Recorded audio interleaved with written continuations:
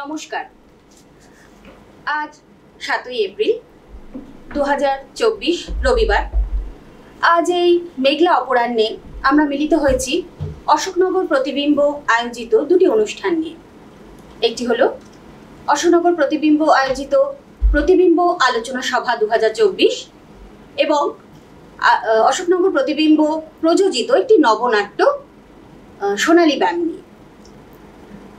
আচ্ছা, ধরুন বাস্তবতা বলতে আমরা কি বুঝি, অর্থাৎ আজকে আমাদের বিষয়বস্তু মানে আলোচনার বিষয়বস্তু কিন্তু বাস্তবতা এবং বাংলা থিয়েটার চর্চা।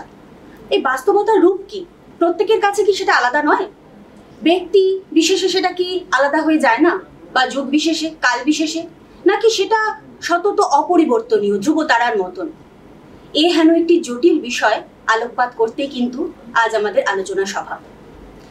এবং এই আলোচনা সভায় আমরা যাদেরকে আমাদের সাথে পেয়েছি, এই নাট্য জগতে, সাহিত্য জগতে যে জ্ঞানী গুণী মানুষেরা, তারা হলেন শ্রী বিপ্লব বন্দ্যোপাধ্যায়, স্বনামধন্য নাট্য পরিচালক এবং অভিনেতা; শ্রী কৌশিক চট্টোপাধ্যায়, গুণী নাট্য পরিচালক এবং অভিনেতা; এবং সাহিত্যিক, বিশিষ্ট সাহিত্যিক শ্রী বিনোদ ঘোষাল, এবং অধ্যাপিকা এবং অভিনেত্রী শ্রীমতী মোনালিসা চ্যাটার্জি।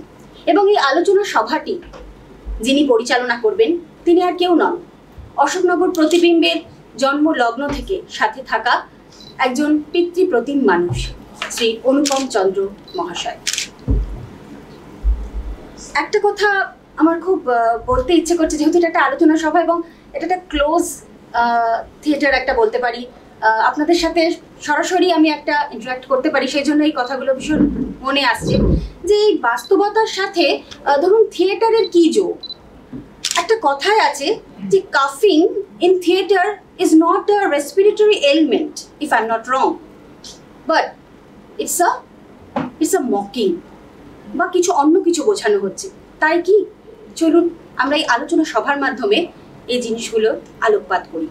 প্রথমেই আমি মঞ্চে ডেকে নিচ্ছি আমাদের অশোকনগর প্রতিবিম্বের সাথে যুক্ত সেই মানুষটিকে, বিখ্যাত নাট্য পরিচালক অভিনেতা শ্রী অনুপম চন্দ্র মহাশয়কে, শ্রী বিপ্লব বন্দ্যোপাধ্যায়, শ্রী কৌশিক চট্টোপাধ্যায়, শ্রী বিনোদ ঘোষাল, শ্রীমতী মোনালিসা চ্যাটার্জি। আপনাদের সকলকে আমি মঞ্চে উপবিষ্ট হতে আহ্বান জানাচ্ছি এবং অশোকনগর প্রতিবিম্বের সর্বাধিনায়ক শ্রী পার্থ সারথী রাহাকে আমি অনুরোধ করছি আমাদের বিশিষ্ট অতিথিদের বরণ করে নিতে।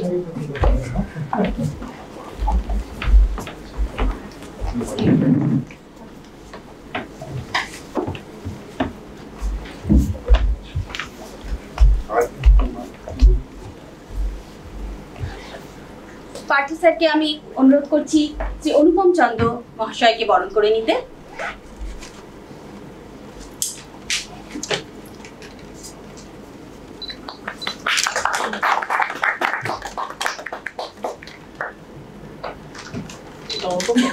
একবারে গ্রহণ করো, তাহলে পরে গ্রহণ করলাম এবং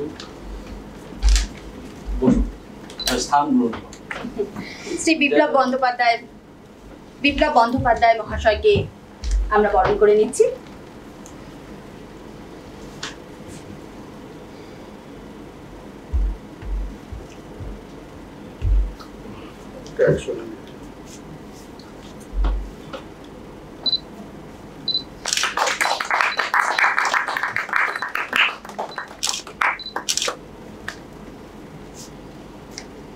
শ্রী কৌশিক চট্টোপাধ্যায় মহাশয়কে আমরা আমাদের পক্ষ থেকে বরণ করে নিচ্ছি।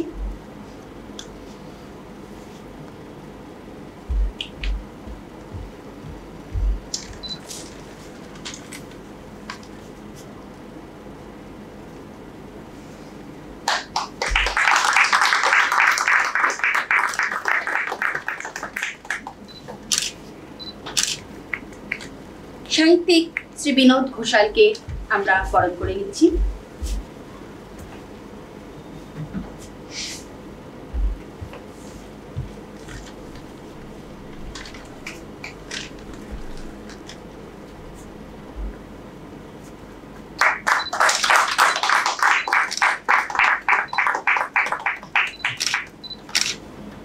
অধ্যাপিকা শ্রীমতী মোনালিসা চ্যাটার্জিকে আমরা বরণ করছি।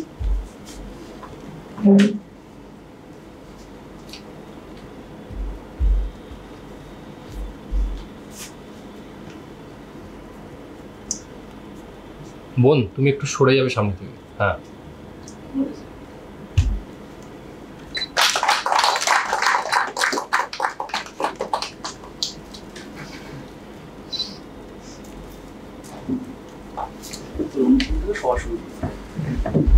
অনুপম চন্দ্র স্যারকে আমি সভা শুরু করতে আহ্বান জানাচ্ছি।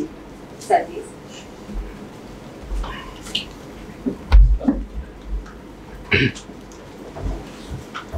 Good evening. না, এখানে বলা যায় না গুড ইভিনিংটা। কিছু কিছু জায়গা থাকে যেখানে ইংরেজি ক্রেতাটা খুব একটা চলে না।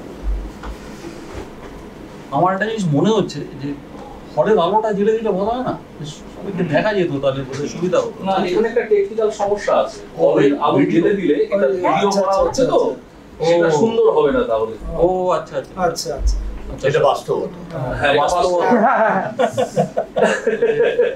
এবং একটু প্রসঙ্গত বলে রাখি, আমাদের এই গোটা অনুষ্ঠানটি আমাদের নিজস্ব ইউটিউব চ্যানেল অশোকনগর প্রতিবিম্বে, সেখানে এটা আপলোড হবে, মানে আরো অনেক দর্শক দেখবেন দেখবেন যাতে আলোচনাটা শুনতে পারেন। তাহলে বাস্তবতা রকম ফেল করাই যায়। হ্যাঁ হ্যাঁ অন্য আর একটা বাস্তব।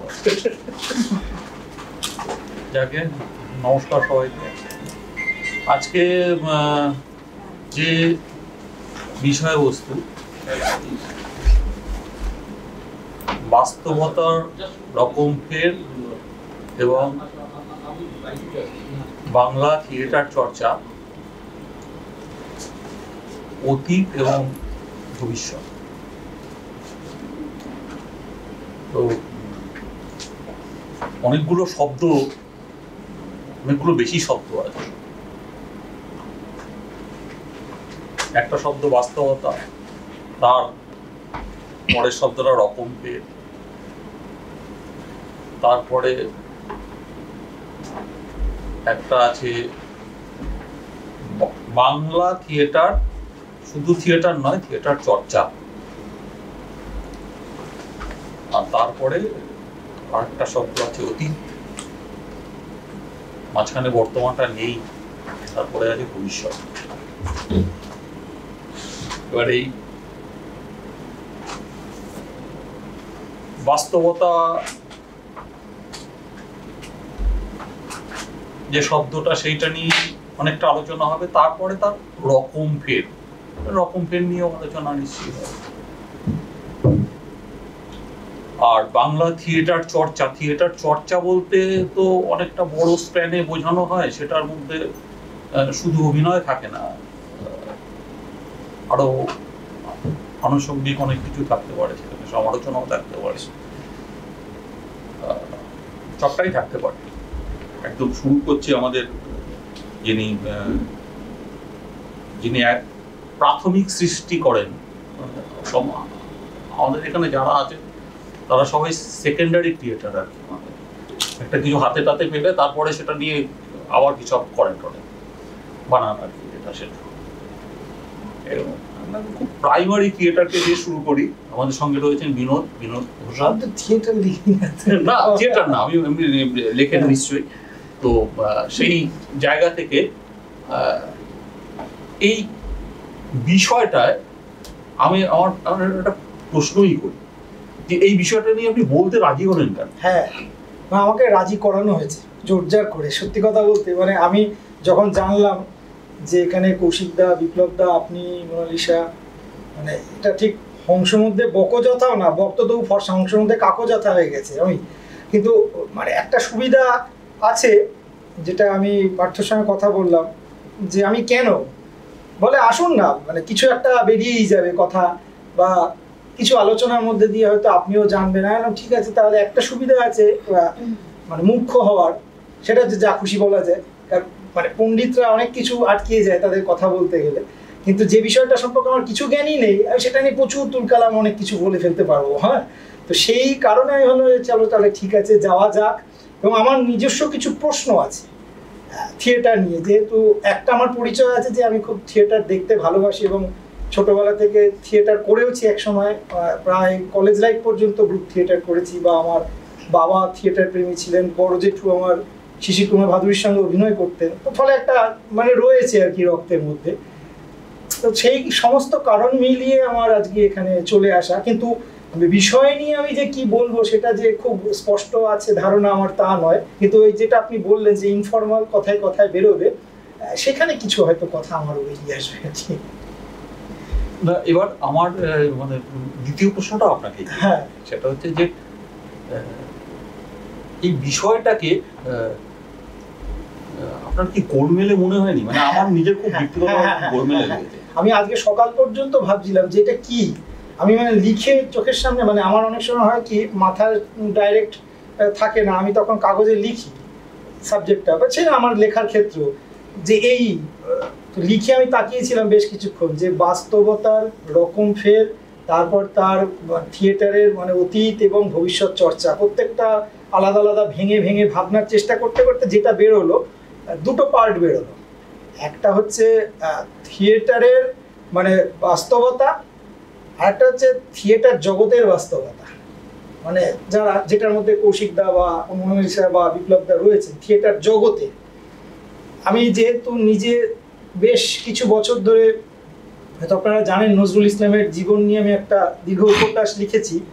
শেষ পর্বটা যখন আমি লিখছি, যেহেতু নজরুল প্রায় 20টির ওপর নাটকে 200-র ওপর গান লিখেছিলেন, এবং প্রথম যে বড় নাটকটা লিখেছিলেন তখন উনি জেলে, হুগলি জেলে, সেখানে একটা অসাধারণ নাটক লিখেছিলেন। এবং শুধু তাই নয়, জেলবন্দি যারা ছিলেন তাদের সঙ্গে এই নাটকটা মঞ্চস্থ করেছিলেন, কেমন। এবং তারপরে সেই নাটকটা মানে বাইরে একজন সাহেব জেলার খবর পেয়ে যান যে এরকম এখানে সব ব্রিটিশ বিরোধী কার্যকলাপ চলছে, তো রেড পড়ে।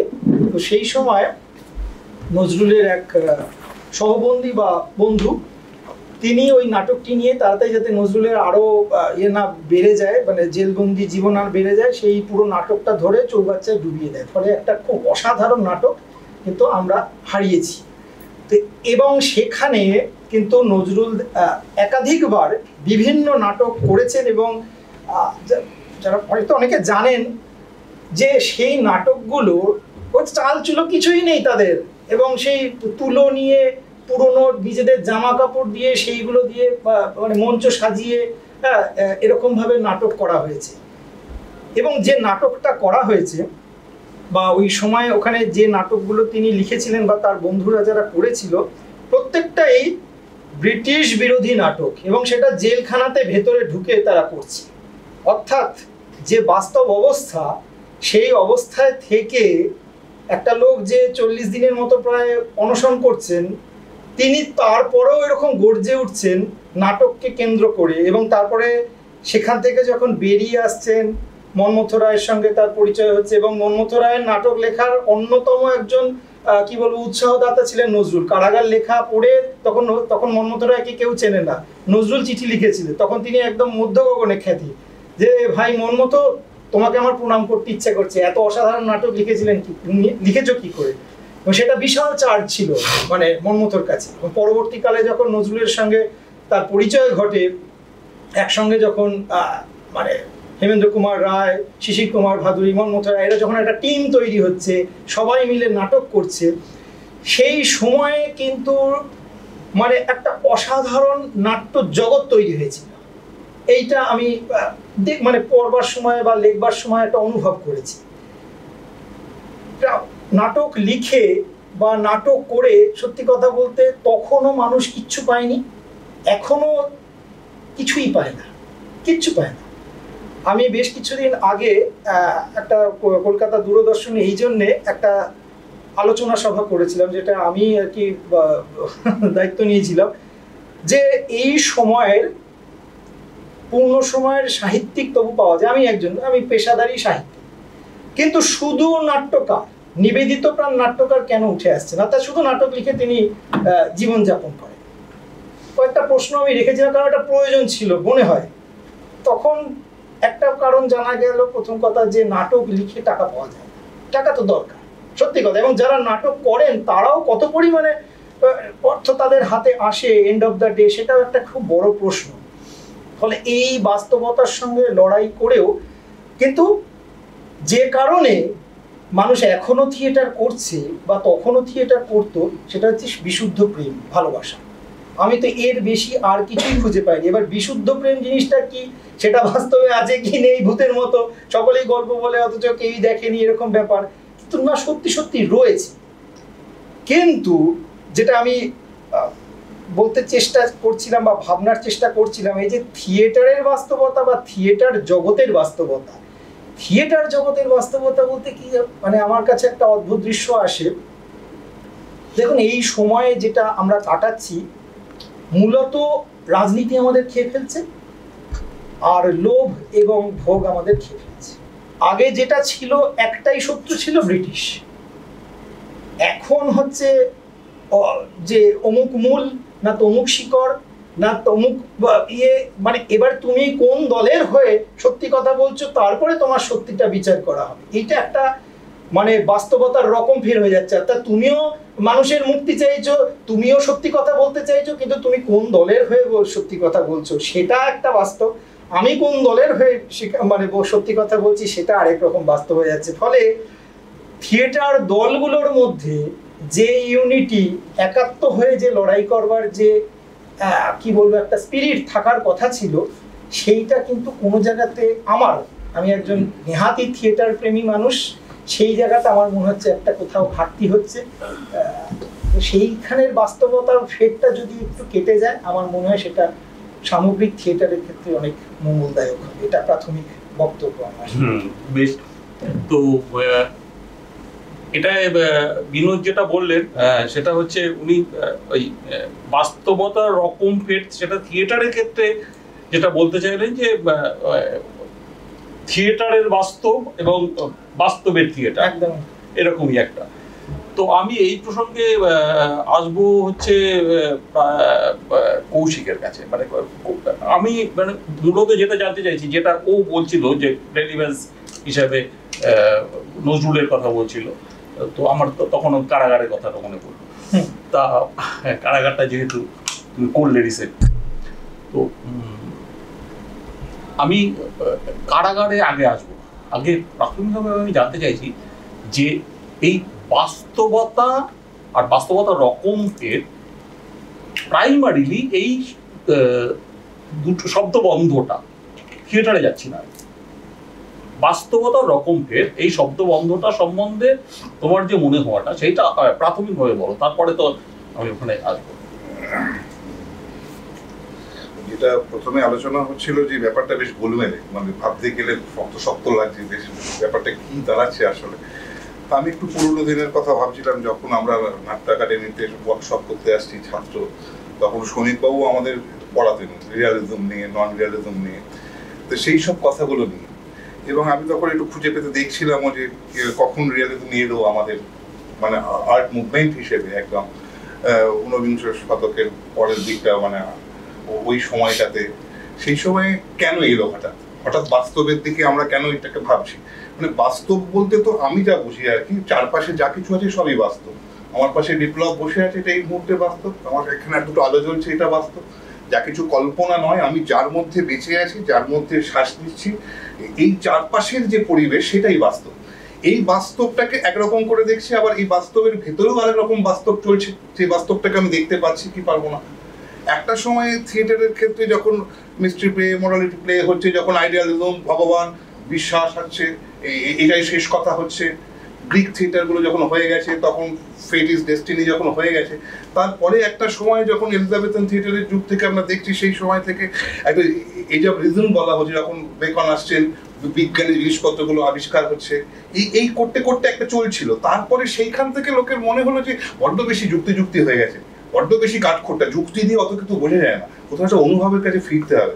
তখন রোম্যান্টিসিজম ডেভেলপ করছে, এবং রোম্যান্টিসিজম ডেভেলপ করার সময় তখন বলছে চলো ব্যাক টু নেচার, আমরা নেচারের কাছে ফিরে যাই। তখন সেই নেচারের কাছে ফিরে যাওয়া কিন্তু তার মানে বাইরের বাস্তবটা পাল্টে গেছে এরকম নয়। তারা কিন্তু ওইটার মধ্যে থেকে আর একটা বাস্তবকে খুঁজছেন, যে বাস্তবটা দিয়ে আমি আজকের বাস্তবটাকে রিলেট করতে পারি। এইটা করতে করতে যখন আমরা দেখি যে মার্কসের ম্যানিফেস্টো লেখা হয়ে গেল, ডারউইন এসে গেলেন, তখন অনেক মানে শিল্প পুঁজি তার প্রসার ঘটাতে আরম্ভ করলো, কলকারখানা তৈরি হচ্ছে, এবার প্রচুর শিল্প শ্রমিক তৈরি হচ্ছে, এবং শিল্প শ্রমিকের সঙ্গে তখন কনফ্রন্টেশন আরম্ভ হচ্ছে, শ্রেণীদ্বন্দ্ব তৈরি হচ্ছে। আর তখনই মনে হচ্ছে থিয়েটার তাহলে কি করবে? থিয়েটার শুধু না, আর্ট কি করবে? আর্ট কি এই জীবনটাকে দেখাবে, এই জীবনে যে চলমানতা সেটাকে দেখাবে, নাকি আর্ট একটা দূরবর্তী হয়ে থাকবে? সেখান থেকে রিয়ালিজমের জন্ম, সেখান থেকেই ক্যামিলে হোক বা যে নাটক হোক, বা সেইখান থেকে ধরো তোমার আমাদের ইবসেনের আসা হোক, বা সেখান থেকে বার্নার্ড শর আসা হোক, এইটার মধ্যে তারা তখন প্রত্যক্ষ যে বাস্তব, যে যুদ্ধ, যে আর্মস অ্যান্ড দ্য ম্যানের মধ্যে ব্লান্টলি যখন চকলেটের কথা বলে, যে বন্দুকের মধ্যে চকলেট ভরে রাখে একটা লোক, তো এরকম তো বন্দুকের মধ্যে চকলেট কেউ ভরে রাখে না। বন্দুকের মধ্যে তো বন্দুকটার চেয়ে চকলেটটা বেশি জরুরি, অনেক বেশি জরুরি। তখন সে বাস্তবে দেখছে বন্দুক বাজরাই চলছে, যুদ্ধই চলছে, কিন্তু সে বলছে তখন বন্দুকের মধ্যে থেকে অন্য একটা চকলেটও বেরোতে পারে, এটাও একটা বাস্তবের কথাই সে বলছে।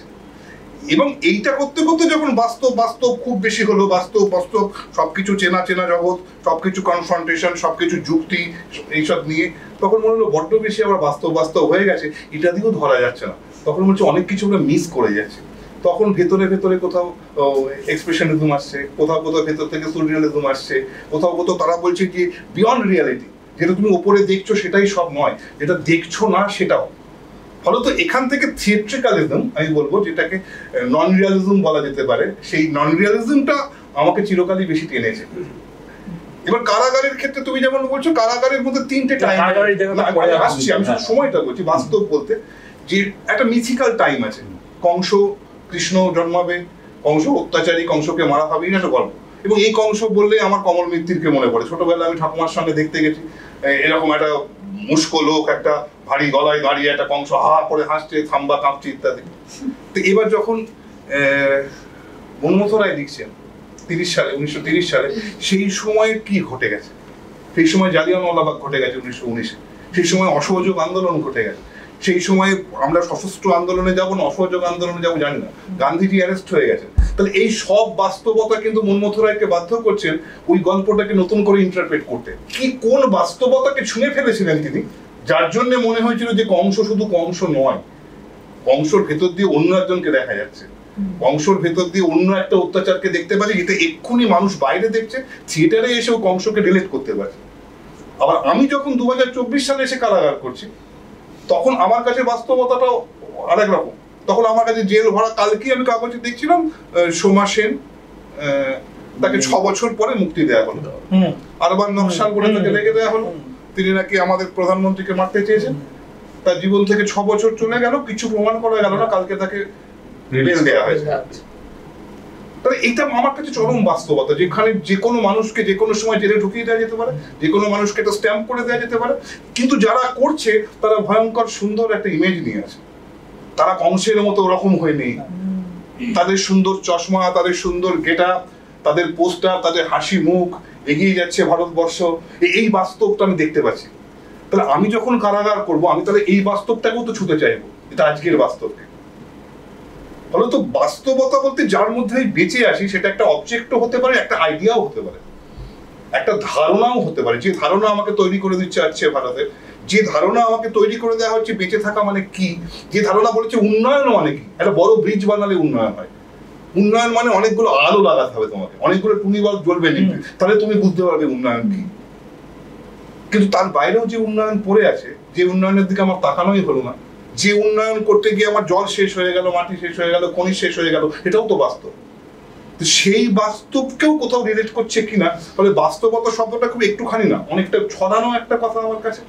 এবং বাস্তবতার রকম ফের বলতে আমি বলতে চাইছি, যেটা একটা ওপরকার বাস্তব আমি দেখছি, আর তার ভেতরে ভেতরে আর একটা বাস্তবকেও আমি দেখতে পাচ্ছি কিনা। মানে শঙ্খ ঘোষের কথা দিয়ে শেষ করি। শঙ্খ ঘোষ বলেছিলেন যে কবিকে হতে হবে সিসমোগ্রাফের মতো, যে মাটির তলায় পুঁতে রাখা একটা যন্ত্র যেখানে মিনিমাম কম্পনও ধরা হয়। সেই কম্পন কি আমাদের ধরা পড়ছে আমাদের থিয়েটারে বা আমাদের চর্চায়? আপাতত এইটুকুই বলবার, যে বাস্তবতা বলতে আমি যেটুকুনি ছুটতে পারলাম আর কি।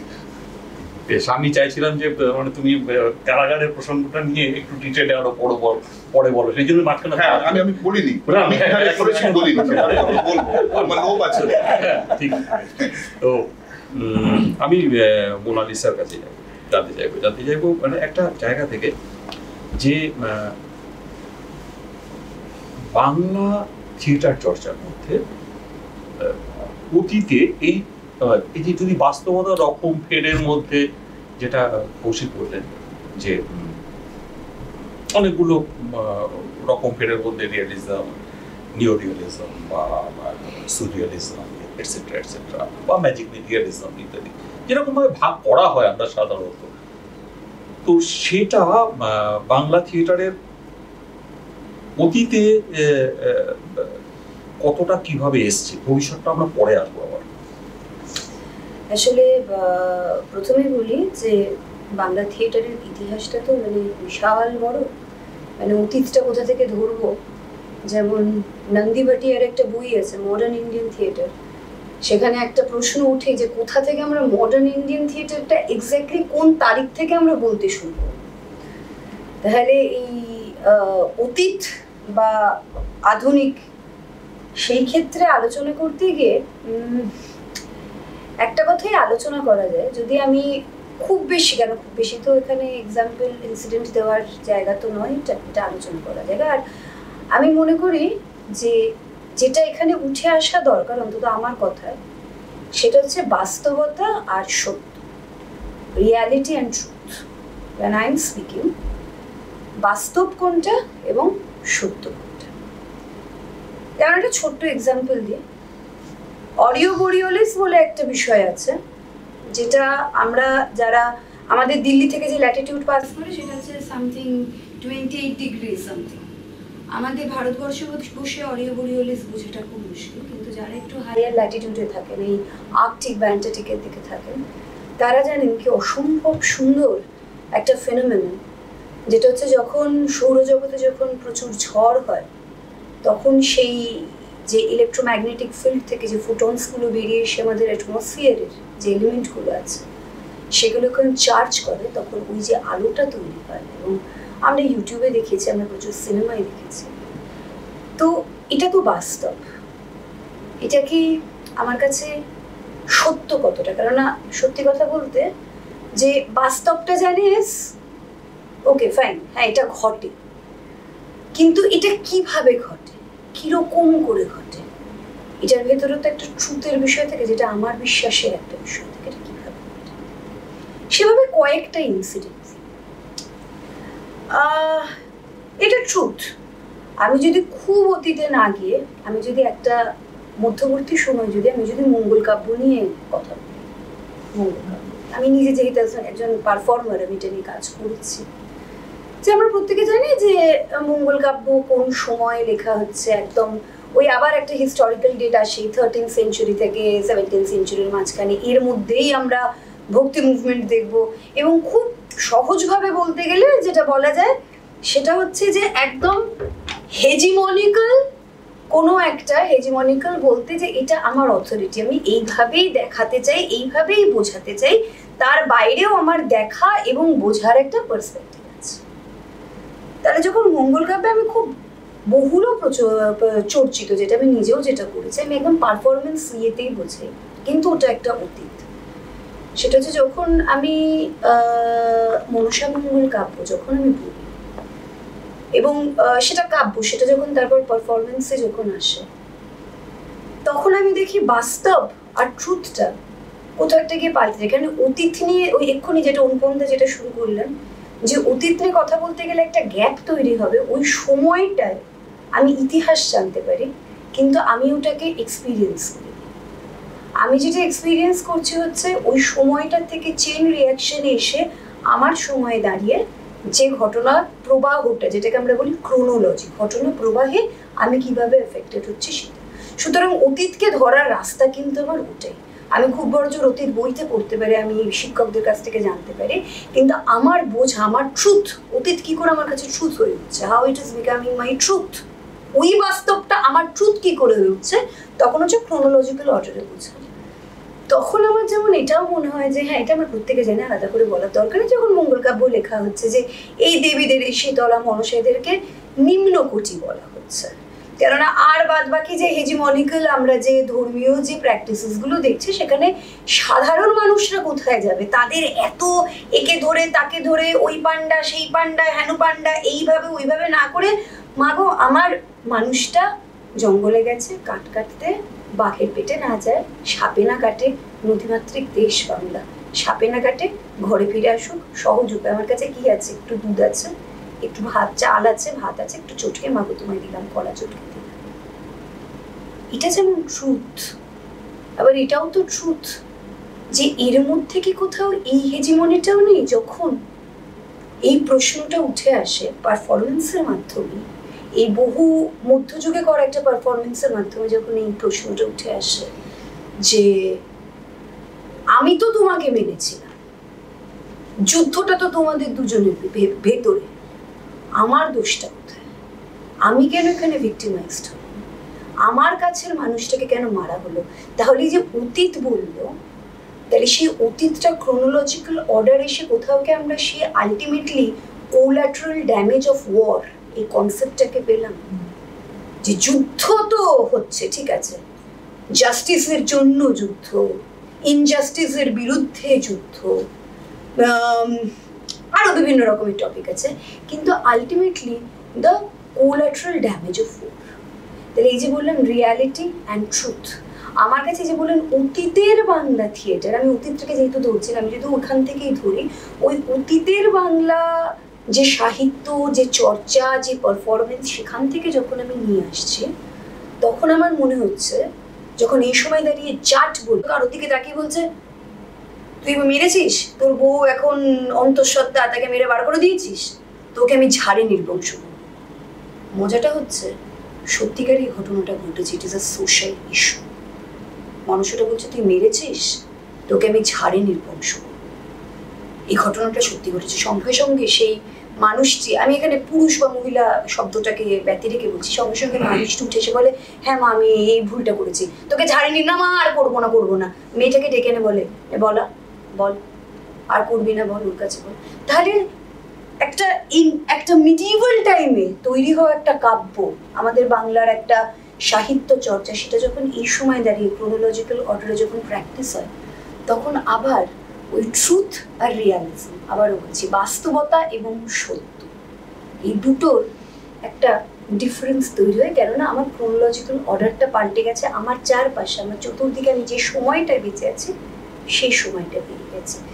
ঠিক তেমনভাবে আমি যদি বলি যে এটা তো অস্বীকার করতে পারবো না, এতগুলো বছর ধরে একজন এরকম শাসকরা এসে আমাদের শাসন করে গেছে, তাদের প্রভাব এখনো গুড মর্নিং আর গুড নাইটে GDN8 আমাদের লিখতেই হয় হোয়াটসঅ্যাপে, GDN8 আর গুড মর্নিং, এটা আমরা চলতেই থাকে। সো এখন আমরা সেটাকে ইয়ে করতে পারিনি। কিন্তু যখন নবীনচন্দ্র বসুর বাড়িতে যখন হচ্ছে, যখন নাটকটা পারফরমেন্সটা যখন হচ্ছে বিদ্যাসুন্দর, তখন আমরা দেখছি যে যেমন বিভিন্ন রকমের দৃশ্যপটই আসছে, আবার তার সাথে সাথে কিন্তু বিভিন্ন জায়গা ঘুরে হচ্ছে। একটা অত বড় একটা জমিদারের বাবু বাড়ি, সেই বাবু বাড়ির বিভিন্ন স্পেসে ঘুরে যেখানে বাগানের দৃশ্য সেখানে বাগানের দৃশ্য অভিনীত হচ্ছে, এরকম জায়গাটাও দেখছি। তাহলে আমার কাছে বাস্তব আর ট্রুথের কনসেপ্টটা হচ্ছে, যদি আমি তথাকথিত রিয়ালিজম নিয়ে কথা বলি, যেটা এক্ষুনি কৌশিকদা বললেন যে রিয়ালিজম, যে পাশ্চাত্যের রিয়ালিজমের কথাটা যেটা বললেন, তাহলে যে পাশ্চাত্যের একটা বিশাল বড় প্রভাব আমাদের থিয়েটারে আছে, বিশেষ করে আমি যে সময়টার কথা এখন বলছি, আমরা তথাকথিতভাবে লিয়েবেদেভের পরের যে কথাটা বলি, এখন দাঁড়িয়ে যে কথাটা আমি বলছি, যে বাস্তবটার কথা, সেখানে তারা বিশাল বড় এফেক্ট আছে। তাহলে এবার একটা আমার প্রশ্ন হচ্ছে, তাহলে বাস্তবটা কি তখন তো যে সময় 1830, খুব ভুল বলছি না, ওই যখন নবীনচন্দ্র বসুর বাড়িতে যেটা হচ্ছে 30-35 ওরকম সময়, তার মানে তখনও কিন্তু রিয়ালিজমের একটা রমরমা আছে, কিন্তু আমি কিন্তু বলে দিতে পারি না টোটালি ফেড আউট হয়ে বেরিয়ে চলে গেছে, বলতে পারছি না। তাহলে দ্য ট্রুথ ইজ, যে কলোনিয়াল বা যে যারা আমাদের উপরে শাসন করেছেন তাদের বিভিন্ন ধরন ধারণ নিয়ে যখন আমরা থিয়েটার করছি, যখন বাবু বাড়িতে না সাধারণ মানুষের কথা বলছি, যেরকম কৌশিকদা বললেন যে ভিক্টর হিউগো যখন ইউরোপে যখন এই রোম্যান্টিসিজমের সময় ভিক্টর হিউগো যখন বলছেন কি সাধারণ মানুষের কথা বলবো একদম স্বাভাবিক ভাষায় কথা বলবো, ভিক্টর হিউগো রাস্তায় নেমে পড়ছেন, নাটক কারোর জন্য আটকানো হবে না। তো সেই একটা ছাপ যখন ইউনিভার্সাল থিয়েটারে, যখন আমাদের বাংলা থিয়েটারে পড়ছে, তাহলে এই বাস্তবটা, এই রিয়ালিজমটাকে কি করে দেখবো? এটাও তো একটা বাস্তব। কিন্তু এই মুহূর্তে দাঁড়িয়ে যদি সত্যটাকে দেখি, তাহলে কি কোথাও এইটাকে ভাবার কি সময়, আমি জানি না, এটা কোনো তত্ত্ব নেই, কারণ আমি মনে করি কোনো ভুল ঠিক, এটাই ভুল, এরকম তত্ত্ব নেই, এটা ভীষণ সাবজেক্টিভ। তাহলে কি এটা এই বিশ্বাসটা বা এই ভাবনাটাকে কোথাও আনবো যে এমন একটা চর্চা বা বাস্তবতার এমন একটা চর্চা তৈরি হয়ে গেছে, হয়তো সেটা দরকার নেই। রিয়ালিজম বলতে আমরা বলি মানুষের জন্য, যেটা বললো যে ডারউইন আসছে, ফ্রয়েড আসছে, সিগমন্ড ফ্রয়েড আসছে, সে বলছে সবকিছু আমাদের সাবকনশিয়াস আনকনশিয়াসের খেলা, ওই ভর করলো মানে আসলে ওর উপর দেবতা ডিভিনিটি এলো, not that is a play of our subconscious and unconscious, যেখানে আমরা বলি স্প্লিট পার্সোনালিটি ডিসঅর্ডার বা মাল্টিপল পার্সোনালিটি ডিসঅর্ডার, আমার পার্সোনালিটিটাই দুম করে পাল্টে বেরিয়ে চলে যায়। তাহলে সাধারণ মানুষের জন্য বটে, যেমন যখন বাবু বাড়িতে এই কালচারটা হচ্ছে, এই যে চর্চাটা, এই যে অন্যরকম ভাবে দেখা, তার মানে তার আমি বলবো একটা এস্থেটিক নান্দনিক, খালি যে আর্ট ফর আর্ট সেক আমরা বলি, খালি আর্ট ফর আর্ট সেকের দিক থেকেও কিন্তু একটা বাস্তবতা, একটা রিয়ালিজম তৈরি হচ্ছে। আমরা দেখছি যে গেজেটে বেরোচ্ছে যে ন্যাশনাল থিয়েটারের যে অবস্থা, যেভাবে দৃশ্যপট আঁকা হচ্ছে এবং তার সাথে মঞ্চের এই মাটিটার বা কাঠের মিলছে, যে কারণে চোখে লাগছে, কিন্তু অভিনয় এত দারুণ জবরদস্ত হচ্ছে যে হয়তো দর্শক সেটাতে মোহিত হয়ে থাকছে। আমাদের পাশের যে উইংস গুলো, যেগুলোকে আমরা বলি, সেগুলো এমন অবস্থা যে একটা ঘরের দৃশ্যকে সুন্দরভাবে সুসজ্জিত করে তুলে ধরতে কোথাও কি হয়তো এস্থেটিক্যালি বাদ সাধছে। কিন্তু তার আগে যেটা বললেন যে আমরা এলিজাবেথীয় পিরিয়ডে দেখে ফেলেছি প্রসিনিয়াম স্টাইল, এবং সেটা আমরা এখানেও অস্বীকার করতে পারছি না। প্রসিনিয়াম স্টাইলটাকে আমরা এখানেও এপ্রন অস্বীকার করতে পারছি না, আমরা অ্যাকচুয়ালি ওই পিকচার ফ্রেমটাকে অস্বীকার করতে পারছি না। কিন্তু এটাও তো বাস্তব যে গেজেট এটা লেখা হচ্ছে যে আমরা দেখতে চাইছি ওই সুন্দর সুসজ্জিত ঘরটা, কিন্তু কোথাও গিয়ে আমাদের যে প্রবলেমস বা আমাদের যে অ্যাবসেন্স গুলো আছে, যেটা আমরা করে উঠতে পারছি না, সে টাকার জন্য, অর্থনৈতিক কারণের জন্য, সেটা হচ্ছে না। কোথাও গিয়ে শিশির ভাদুরী বলছেন এই যে এত কিছু করছি, এত বড় করে থিয়েটার করার বা এত গ্র্যান্ডারে থিয়েটার করার চেষ্টা করছি, তা সত্ত্বেও থিয়েটার থেকে মানুষের কাছে খালি বিনোদন হয়েই পড়ে থাকছে। এটাও একটা বাস্তবতা থিয়েটারের, একটা বাস্তবতা। আমি খুব লাফিয়ে বলছি হয়তো, একটা বাস্তবতা এটাও। মনমোহন বসু বা মুকুন্দ দাস যখন যাত্রা ফিরিয়ে নিয়ে আসছেন, কার কথা বলছে? সাধারণ মানুষের কথা বলা হচ্ছে, তো সেখানে দ্যাট ইজ অলসো একটা বাস্তবতা, তার একটা ট্রুথ আছে, যাকে ছেড়ে কথা বলাই যায় না, যদিও সেটা নিয়ে আমার কোনো ইয়ে নেই। সেটা হচ্ছে রবীন্দ্রনাথ ঠাকুর একসময় নিজে, যিনি হ অর্থাৎ হরিশ্চন্দ্র হালদারকে দিয়ে বাল্মীকি প্রতিবার এমন সেট করাচ্ছেন, আসলে realism exists in the mind of the audience, যিনি দেখছেন। এটাও আমাদের বাংলা থিয়েটারে হচ্ছে। রবীন্দ্রনাথ ঠাকুর বলছেন যে realism exists in the mind, মানে আমি যে দেখছে, আমি তাকে ওইভাবেই বাস্তবতাটাকে দেখবো। যে বললাম বাস্তবতার ট্রুথ, আমি তাকে ওইভাবেই বাস্তবতাটাকে দেখাবো। কিভাবে? আপনার কাছে বাস্তব কোনটা, এই কারণে আমি বললাম বাস্তবতার ট্রুথ সাবজেক্টিভ। নিশ্চয়ই আমার একটা সময় আছে, আমার একটা পরিপ্রেক্ষিত আছে, কিন্তু আজকে বিনোদদা যেভাবে পরিপ্রেক্ষিতটা দেখছেন, আমি যেভাবে দেখছি, কৌশিকদা যেভাবে দেখছি, বিপ্লবদা একটা ইন জেনারেল যেমন থেকে, ঠিক এইবারে বিশ্বনাট্য বার্তায় যে কথাটা উঠে এসেছে, ইয়ন হোসে যে কথাটা বলেছেন, সেটা হচ্ছে একটা যেমন আমার জেনারেল কনসিয়াসনেস আছে থিয়েটার, আমরা সবাই মিলে কালেক্টিভলি আলোচনা করছি, তার সাথে সাথে আমার একটা ব্যক্তি সত্তাও আছে, এবং এই দুটো কোথাও কো এক্সিস্ট করলে তখনই art becomes piece. Art is piece, the title is art is piece, co existence. তাহলে সেই আমাদের এতগুলো বাস্তবতা এবং ট্রুথ কিন্তু কো এক্সিস্ট করছে। আর একটা ইয়ে দিই, সরি আমি কি বেশি সময় নিয়ে যাচ্ছি? হ্যাঁ, আরেকটুখানি আরেকটা দিয়ে, যেটা আমার নিজস্ব গবেষণার বিষয়, সেটা হচ্ছে এর মাঝখানে তো আরো অনেক ঘটনা ঘটেছে, আরো অনেক কিছু ঘটেছে। যেমন অনুপমদা শুরু করার আগে বললো, তাপস সেনের কিছু লেখা পড়ছিলাম, সতু সেনের কিছু লেখা পড়ছিলাম। তাপস সেনের একটা লেখা আছে, লাইট মাইন্ড লাইটিং। ঠিক যেভাবে আমরা এরকম প্রচুর গল্প শুনেছি যে ওই এক্সিটের ওইটাকে কেটে নিয়ে তার মধ্যে বাল্ব ঢুকিয়ে কিভাবে মিনার্ভাতে, যেখানে তাপস্বী নিজে বলছেন যে আজকে যদি সত্যি কোনো কয়লা খনির কোনো বিশারদ যদি আসছেন, আমরা যেভাবে সেটিংটা করেছি উনি বলতেন এটা বাস্তব না, তার মানে দেখুন উনি নিজের মুখে বলছেন, উনি বলছিলেন কিন্তু আমাদেরকে ওই এস্থেটিক জায়গাটাকে রাখতে হবে এবং সেইভাবে উনি যেভাবে তৈরি করছেন সেই গল্পটা, তো এটা নিয়ে আমি আর আলোচনা করছি না। কথাটা হচ্ছে mind light and minding, light mind আর লাইটিং যখন বলছেন, উনি বলছেন এই যে আমরা দেখি একদম প্রথম থেকে যে দেখাটা তোমরা কি দেখছি, আমরা বলছি এটা সত্য দেখছি, বাস্তব দেখছি। এই দেখাটা আসলে কি? দেখাটা যখন দেখছি আমার অপটিভ নার্ভ, আমার ব্রেনের একটা রিজিনে গিয়ে, সেক্টর 17 বলে একটা রিজিনে গিয়ে এমন একটা অনুভূতি সৃষ্টি করছে যে অনুভূতিটা নিউরনে একটা অদ্ভুত ইন্টারঅ্যাকশন তৈরি করছে। সেটাই অ্যাকচুয়ালি আমার দেখা হয়ে উঠছে। সেটা আমাদের বাদবাকি সেন্সরি অর্গানসের ক্ষেত্রেও হচ্ছে।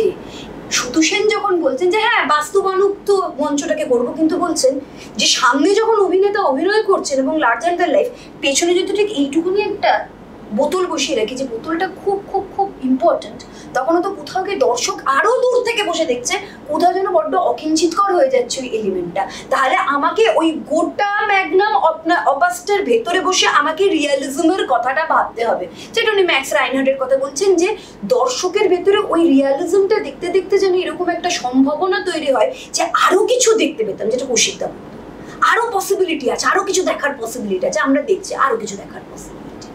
যেটা দিয়ে শেষ করবো আমার যেটা যখন 6 characters in search of an author হচ্ছে, নাট্যকারের সন্ধানে ছোট চরিত্র যখন হচ্ছে, এটা এখনো আমি এটা কালকে আমার শো ছিল কোথাকার চরিত্র কোথায় রেখেছো, যে বিষয়টা নিয়ে হচ্ছে সে বিষয়টা হচ্ছে অস্তিত্বের সংকট।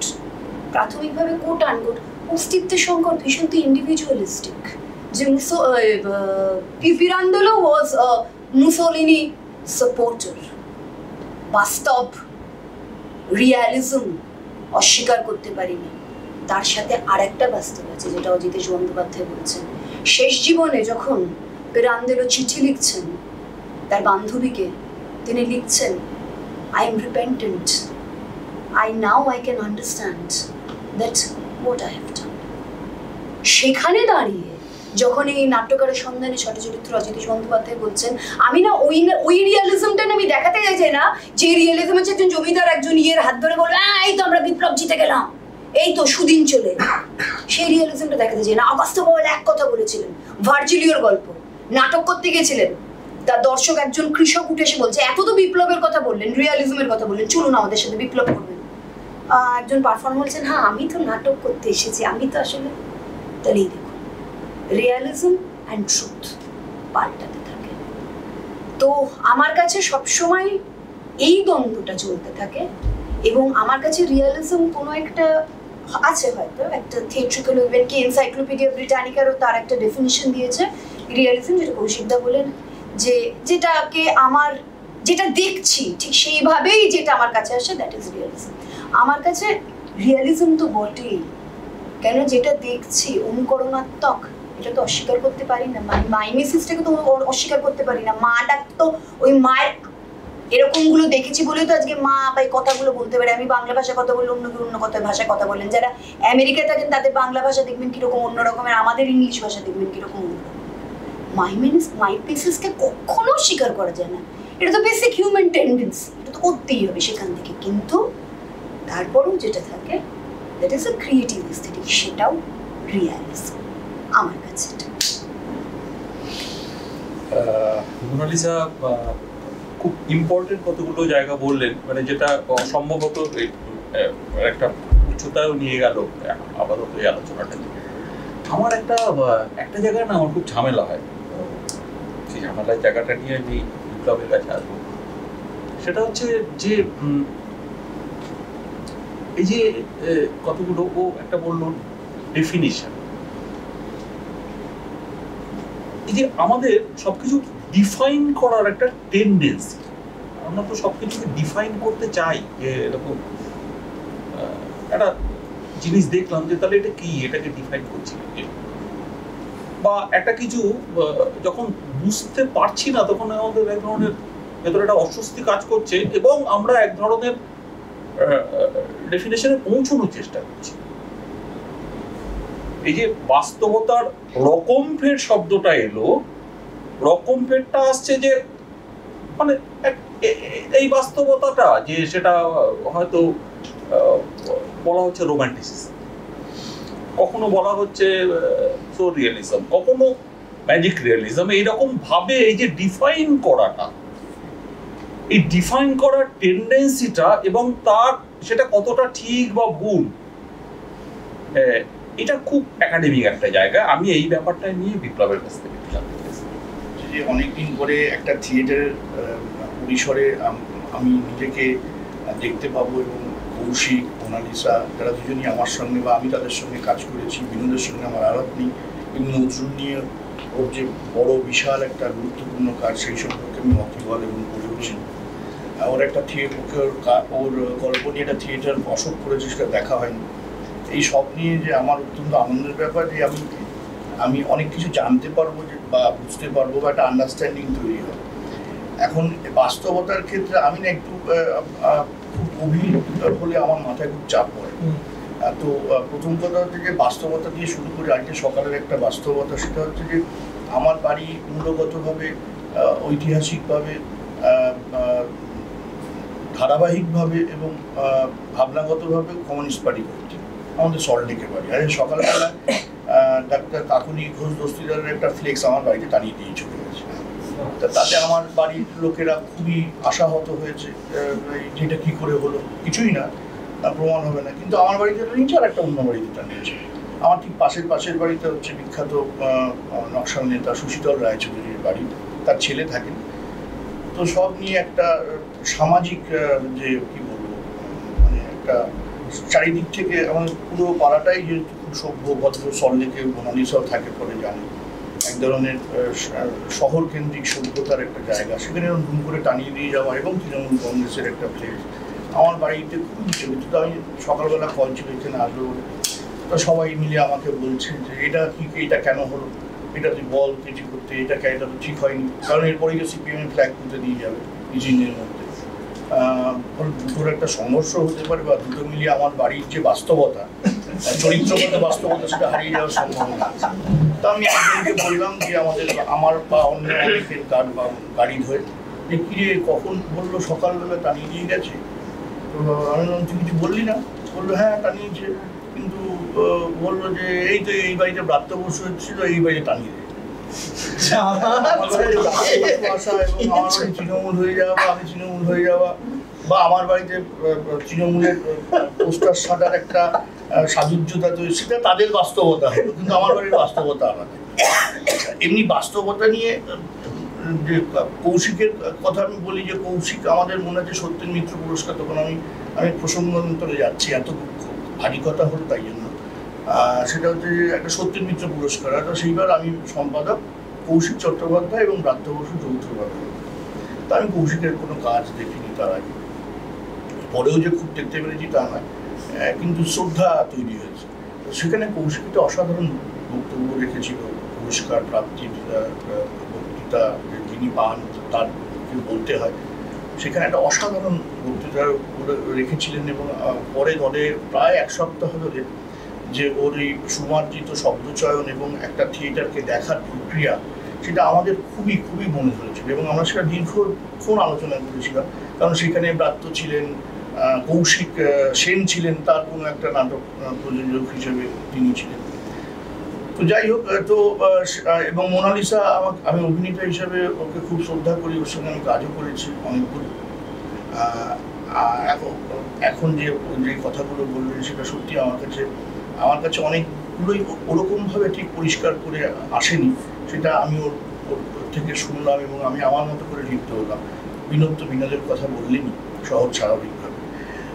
এই ব্যাপারটা নিয়ে না আমি যেহেতু একজন থিয়েটার কর্মী বা থিয়েটার করতে চাই, অভিনয় করতে চাই, আমি মফস্বলের মানে মফস্বল ঠিক নয়, তো শহরের কাজ ঘেঁষে একটা শহরে বড় হয়েছি, বেলঘরিয়া।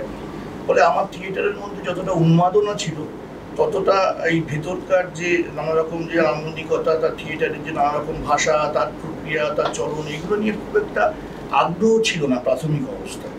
তো তারপরে অশোকবাবুর সঙ্গে পরিচয় হয়, থিয়েটার ওয়ার্কশপে আসি, তারপরে আরও পড়াশোনা করতে শুরু করি, বা আমার যতটুকু যা করার ঝোঁক বা ইচ্ছে বা তাগিদ বা প্রয়োজন বা আমার যতটুকু নেতা, যাই হোক এই করতে করতে একটা সময় প্রত্যেকেরই যেরকম হয় যৌথ পরিবার থেকে নিজের ফ্ল্যাট, সেরকমই আমার একবার ডিরেক্টর হওয়ার ইচ্ছা হলো। তো আমি ছোটবেলায় দেখি নাই ফিরে পড়েছিলাম, তখন খুব একটা যে মন দিয়ে পড়েছিলাম তা না, কারণ তখন ওই সময়টাই কালপুরুষ এবং গর্ভধারণী পরপর হচ্ছে, ফলে সেইটা আমার কাছে বহু সবচেয়ে বেশি আকর্ষণীয় ছিল। তো মাঝে মাঝে এই ছবিগুলো দেখতাম বিকাশ ভট্টাচার্যের আঁকা, এবং মাঝে মাঝে কিছু করতাম, এবং সেটা আমার কাছে ধরা পড়তো না। অনেক পরে আমি দেখি নাই ফিরে নিজের কিনলাম, 2000 সালে কিনে সেই বইটি পড়লাম নতুন করে, পড়ে আমি আমি আমি পাগল হয়ে গেলাম, এবং আমার মনে হচ্ছিল যে যদি আমি কখনো থিয়েটারের পরিচালক বা প্রযোজক হিসেবে কাজ করতে চাই, তাহলে আমি এই টেক্সটটাকে নিয়ে কাজ করব। তো যাই হোক, তারপরে তো দীর্ঘ সময় গেছে, নবেন্দুদাকে দিয়ে লেখানো হয়েছে, আরও অনেক কিছু বই জোগাড় হয়েছে। এই করতে করতে যখন প্রস্তুতি নেব, আমাদের বেলঘরিয়া রাহুল পুরকায়স্থ সূত্রে সমীর রাইচের সঙ্গে আমার সংযোগ তৈরি হয়। সমীর রাইচ মঞ্চ করবেন। তো এই কথা বলতে বলতে সমীর রাইচ বললেন যে দেখ, আমি আর কথা বলবো, তুই একটু কয়েকজনের নাম বলছি, তাদের কাছে গিয়ে পড়। আমি নাটকটা পড়বো? বললো হ্যাঁ তুই পড়। তখন নবেন্দুদা বলে না, নবেন্দুদা তো লিখেছেন, ছবিটা তো তুই দেখবি, ফলে তুই বলতে বলতে যখন যাবি তখন তার মধ্যে ছবির আওয়াজ থাকবে, ফলে তোরটা অনেক অথেন্টিক হবে। তো এই জন্য আমার একটু নক করলো, মানে আমাকে ম্যাচিওর করলো কিছুটা। তারপরে পরিতোষ সেনের সঙ্গে প্রথমে একটা গণেশ পাইন বলেছিলেন, কিন্তু গণেশ পাইনের ভয়ে রাজি হচ্ছিলাম। কিন্তু পরিতোষ সেনের যখন ওই দেশ বিদেশের যে চিত্রচর্চা নিয়ে একটা বড় বই আছে আনন্দ পাবলিশার্সের, সেটা পড়েছি, ফলে যদি আমাকে মূর্খ হিসেবে কিছু জিজ্ঞেস করে উত্তর দিতে পারবো। সেই কারণে আমি পরিতোষ বাবুর কাছে গেলাম। এমনি তখন একটু বয়স হয়েছে, খিটখিটেও। তা উনি বললেন পড়ো। আমি পড়লাম, পুরোটা পড়লাম। পড়ে তো উনি ওরকম লম্বা মানুষ, উনি চুপ করে বসে রয়েছেন, আমিও বসে রয়েছি। তখন চা খাবে? হ্যাঁ। বলছো না কেন? আমি না খাও। তখন বললো সমীর আমার একটা বিপদ করলো। আমার কেন? বলছে আমার খুবই দেখতে যাওয়ার ইচ্ছে ছিল, দেখতে যাওয়ার ইচ্ছেটা নষ্ট করে দিল। আমার তো ঘাম বেরোচ্ছে, এই যে এটা তো সব অ্যাকশন ধর্মী, কিন্তু ধরো একজন পেইন্টার সে ছবি আঁকবে, ছবি আঁকার আগে এবং ছবি আঁকার পরে এক ধরনের নিমগ্নতা দরকার। তা তোমার যে ক্যারেক্টার, মানে এই যে রামকিঙ্কর, সে ছবি আঁকছে, আবার প্রেম করছে, আবার বন্ধুর সঙ্গে কথা বলছে, আবার গিয়ে রবি ঠাকুরের কথা বলছে, এই যে এত দ্রুততার সঙ্গে সব কিছু ঘটে যাচ্ছে, সেখানে গভীর নিমগ্ন একজন শিল্পীর আমি খোঁজ পাচ্ছি। আমি না, মানে আমি এমন একটা অথই জলে পড়লাম যে আমি সাঁতার না জানা ইংলিশ চ্যানেলে ফেলে দেওয়ার মতো। আনলাম যে আমি বুঝতে, একটু বলবেন? বলে না, বুঝতে পারার কথা নয়, এটা আমার ক্রাইসিস। আসলে তোমরা যেরকমভাবে একজন শিল্পীর বাস্তবতাকে দেখছো, আমি না ঠিক ওইভাবে শিল্পীর বাস্তবতাকে দেখি না। তোমার থিয়েটারের বাস্তবতার সঙ্গে আমি যে শিল্পচর্চা করি তার বাস্তবতার একটা প্রভেদ ঘটে যাচ্ছে, এবং সেটা আমাকে আহত করছে। তো আমি কি বলবো, আমি তাহলে কি থিয়েটারটা করবো না? বলছে না না, থিয়েটার তো তার দর্শক আলাদা, তুমি আলাদা, তাদের তোমাদের দুজনের মধ্যে ব্রিজ আছে। দর্শক তোমার যে বাস্তবতা সেটাই দেখতে আসে, আর সেই দর্শক নিশ্চয়ই আমার পেন্টিং দেখতে সীমাতে আসবে না। সীমার যে দর্শক, সে হয়তো তোমার কাছে যেতে পারে আরেক বাস্তবতার খুঁজে, কিন্তু তোমার বাস্তবতার যে ছবি, চালচিত্র, সেই তার কাছে সেই দর্শক আমার কাছে আসবে। আমি সেটা নিয়ে কথা বলছি না, কিন্তু আমার থিয়েটার দেখার ইচ্ছেটা চলে গেল। একটা হচ্ছে যে তোমার পড়ার প্রেক্ষিতে যেরকম উপন্যাস পড়লেও হয়, যে আমি নিজস্ব একটা জগৎ তৈরি করলাম, সেই জগৎটা তোমার থিয়েটারের ল্যাঙ্গুয়েজ দিয়ে হয়তো হত্যা করবে। আমার বাস্তবতার যে পরিসর, সেই বাস্তবতার পরিসর তোমার বাস্তবতা দ্বারা আক্রান্ত শুধু হবে না, হয়তো একটা হত্যা সংঘটিত। ফলে আমি কিছু মনে করলাম যাবো। তো আমি তো খুব ভেঙে পড়ি। আমি ছবি আঁকি বললাম শুনতে, বললো না না না ঠিক আছে, তুই তোর তো কাজে লাগলো কি জীবনে? আমি হ্যাঁ খুব কাজে লেগেছে। ওইটাই সব জায়গায় গিয়ে কি ফল পাবি? কিছু কিছু জায়গায় তো ওপর দিয়ে বেলো করে মাথা ফাটতে যেতে পারে, মানে যেরকম বাঙাল ভাষা হয়ে গেল। সেটা তো একটা অভিজ্ঞতা হলো। তারপর উনি দেখতে এলেন ওই নাটকটি, ওই ওদের যে অল ইন্ডিয়া যে অর্গানাইজেশন ললিত কলা একাডেমির 50 বছর উপলক্ষে মধুসূদন মঞ্চে ওই নাটকটি আমন্ত্রিত অভিনয় হয়েছিল। সেখানে অনেকে এসেছিলেন। আমি সাহস করে আর গণেশ পাইনকে কোনোদিন জিজ্ঞেস করিনি, উনি তাকিয়েছিলেন ভাবে, কিন্তু আমি কোনোদিন সাহস করে জিজ্ঞেস করতে পারিনি যে কেমন লাগলো, বা এই কথাটা কি আদৌ বলা যায় কেমন লাগলো। মানে তখন শব্দটাই আমার কাছে এরকম অশ্লীলতার পর্যায়ে চলে গেছে। কেমন লাগলো বলতে, মানে এটা কোনো শব্দ হতে পারে একজনকে জিজ্ঞেস শিল্প প্রতিক্রিয়া হিসেবে?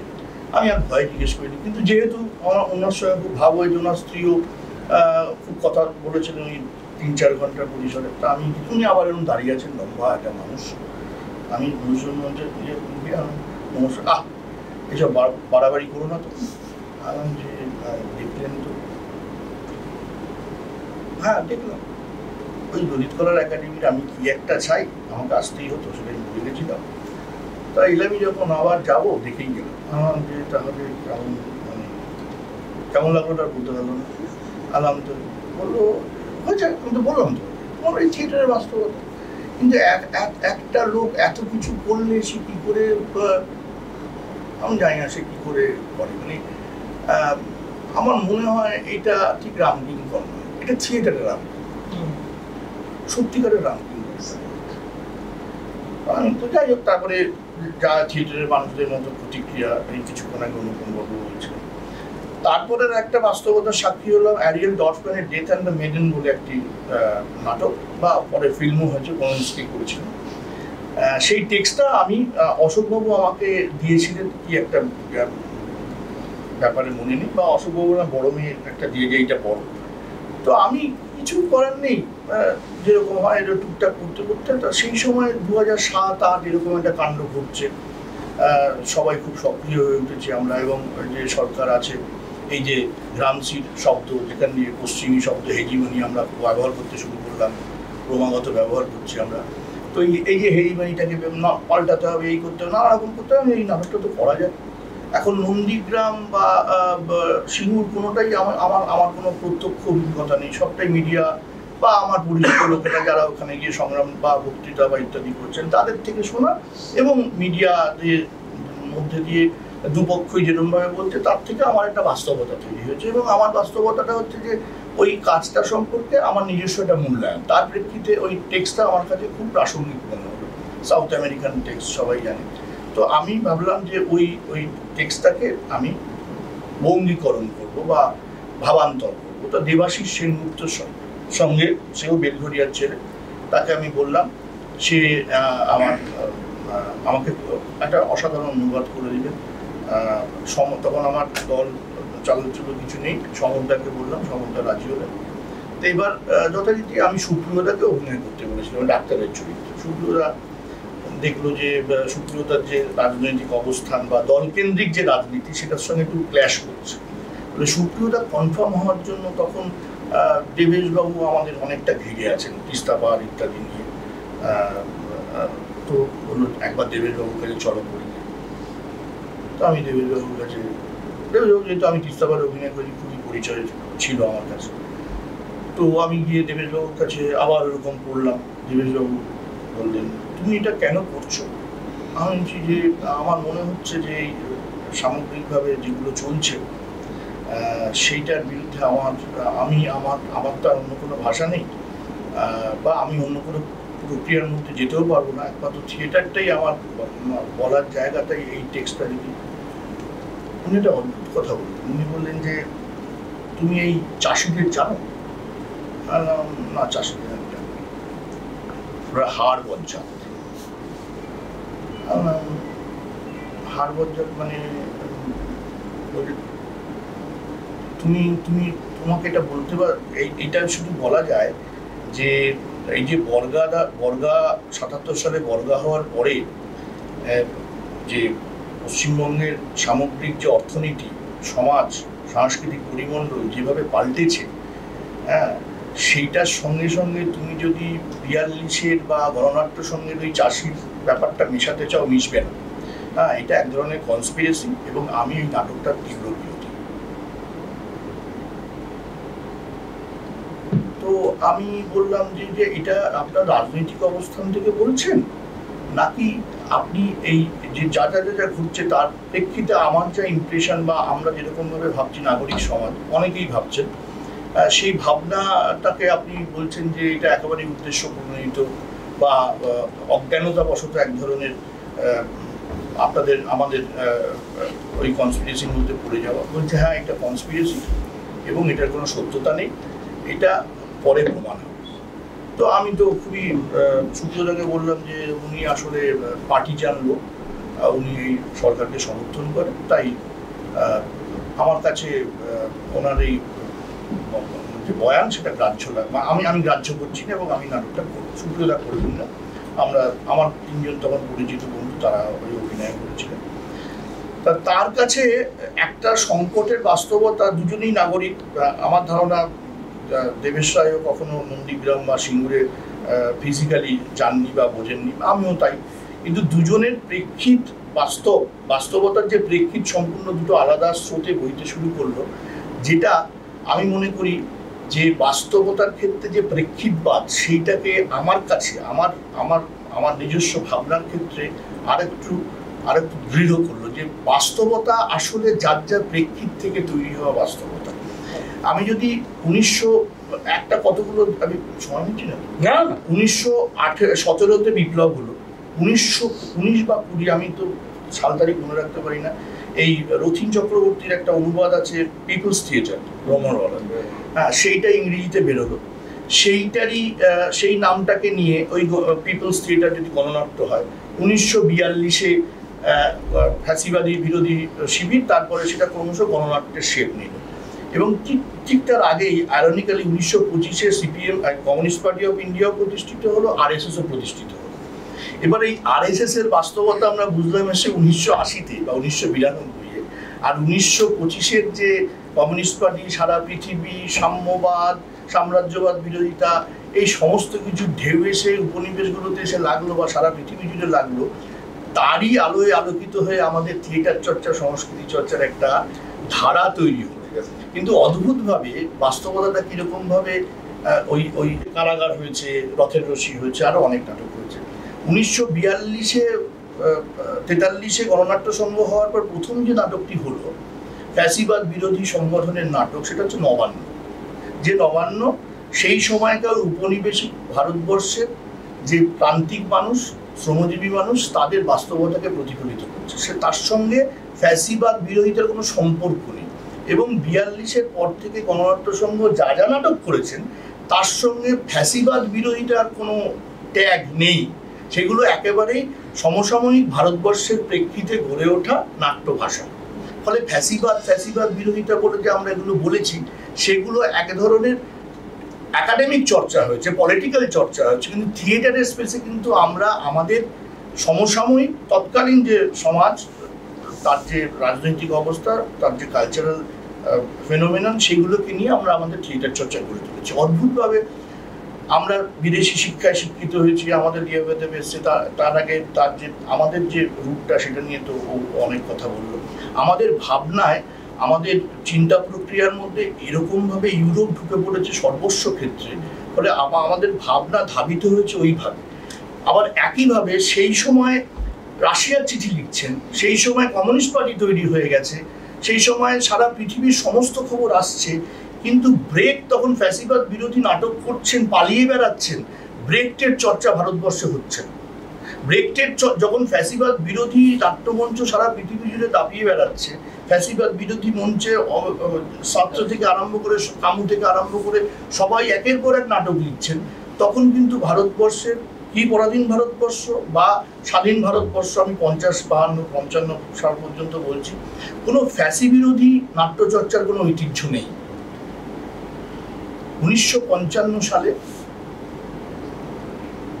ঋত্বিক গড়ের থিসিস লিখলেন, যখন বোঝা গেল গণনাট্য সংঘ ধসে গেছে, ব্যক্তি চর্চার উন্মেষ ঘটেছে, মধ্যবিত্তের উন্মেষ ঘটেছে, গণনাট্যের পলিটিক্যাল যে লাইন এবং শিল্পীদের যে নিজস্ব বক্তব্য তার সঙ্গে একটা সংঘর্ষ ঘটছে, সেটা ব্যক্তিসত্তার বহিঃপ্রকাশ হতে পারে, এটা সামগ্রিকভাবে শিল্পকে দেখার, রাজনৈতিক দিক থেকে শিল্পকে দেখার ভঙ্গিমার বিরোধ হতে পারে, যা হতে পারে। 1950-এ উনি একটা থিসিস লিখলেন, সেই থিসিসটা পার্টি পরবর্তীকালে রিজেক্ট করেছেন, কিন্তু সেই থিসিসের যে বাস্তবতা সেইটাই আমি বলে আমার এখনকার বক্তব্য হয়তো সারা জীবনের মতো বক্তব্য শেষ করব। সেটা হচ্ছে উনি লিখছেন এক জায়গায়, এটা রথীন চক্রবর্তীর অনুবাদ, বিপ্লব এসে গেছে, এটা 1955 লিখছেন, বিপ্লব এসে গেছে এমন ভাবনা পরিত্যাগ করুন, তা আসেনি। পূর্বের সাফল্যজনক গর্ব ভুলে যান, ভুলে যান উদ্দীপনা, ভুলে যান বিপ্লবী ভাবাবেগের রোমান্টিক অনুভব। এক কথায় 1950 সাল পর্যন্ত যা আমাদের সঙ্গী ও নির্দেশক ছিল, সেদিনের সেই সুগন্ধ দিয়ে হৃদয়কে ভরিয়ে তুলবেন না। বাস্তবতার সঙ্গে তার কোনো যোগাযোগ নেই আজ।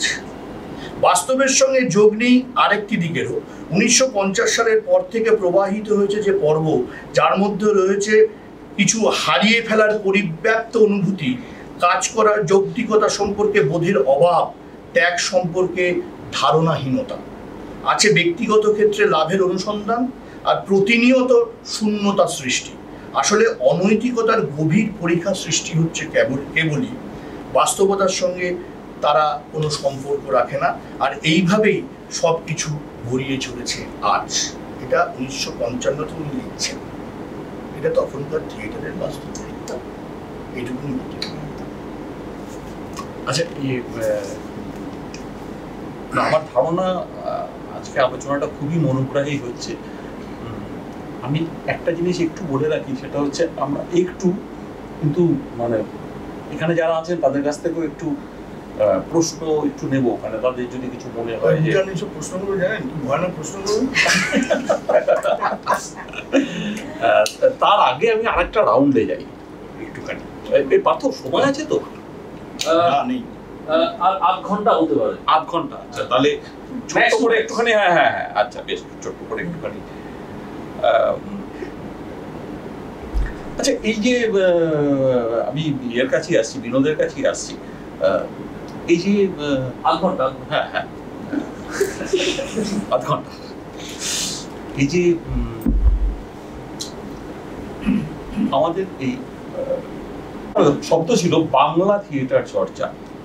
এবার এই বাংলা থিয়েটার তার মধ্যে এখানে প্রচুর অনুবাদ থিয়েটার রয়েছে আমাদের এখানে, যেগুলো মূলগতভাবে বাংলা থিয়েটার বলা চলে না।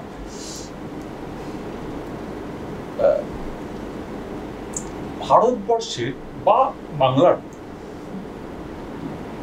সেখানকার যে রচনা পদ্ধতি, ভারতীয়দের বা ইত্যাদি, সেই রচনা পদ্ধতির সঙ্গে ইউরোপীয় রচনা পদ্ধতি এবং চিন্তা পদ্ধতি, বিশ্লেষণ, সেটা কি কোথাও মানে আলাদা? মানে ওখানে আমাদের এখানে যেমন রূপক ধর্মিতার পরে আর খুব বেশি এরকম ভাগটা ইত্যাদি, যে যা কিছু ওখান থেকে এসছে, সে আন্দ্রে বেতো হোক বা যেই হোক, যা কিছু হোক না কেন, ম্যানিফেস্টো যারা লিখছেন বা ইত্যাদি, সেগুলো সবটাই কিন্তু ইউরোপ কেন্দ্রে। আমাদের এখানেও যখন বিভিন্ন থিয়েটার আসছে, যেমন ও কালকেই অভিনয় করলো তিরেন্দালো বা ইত্যাদি, যা কিছুই আসছে সেগুলো কিন্তু মূলত ইউরোপ থেকে আসছে। অজিতেশ বাবু যেগুলো আমাদের এখানে অনুবাদ হিসাবেও করেছে, ভারতবর্ষের ক্ষেত্রে বাস্তবকে দেখা আর ইউরোপের ক্ষেত্রে বাস্তবকে দেখা, এই দুটো ফারাকে মানে এটাকে ফারাক তো মনে হয় রয়েছে, এটার গ্রাউন্ডটা কি মনে হয়? মানে আমার যদিও প্রথমেই স্বীকার করিনি, থিয়েটার নিয়ে খুব দীর্ঘ পড়াশোনা আমার নেই, আমার একদমই নেই, কিন্তু আবারও ফিরি, এই যেটুকু পড়াশোনা সামান্য আছে ওই টাইমটাতে আবার ফিরছি। মন্মথ রায়ের সঙ্গে আলোচনা চলছিল হেমেন্দ্র কুমার রায়, সেখানে মন্মথ রায় একজন সাহেবের নাম বলেছিলেন। আমি আমার থার্ড পার্টে লিখেছি, কেবাজাইবাসী থার্ড পার্টে সেই সাহেবটির নাম লিখেছিলাম।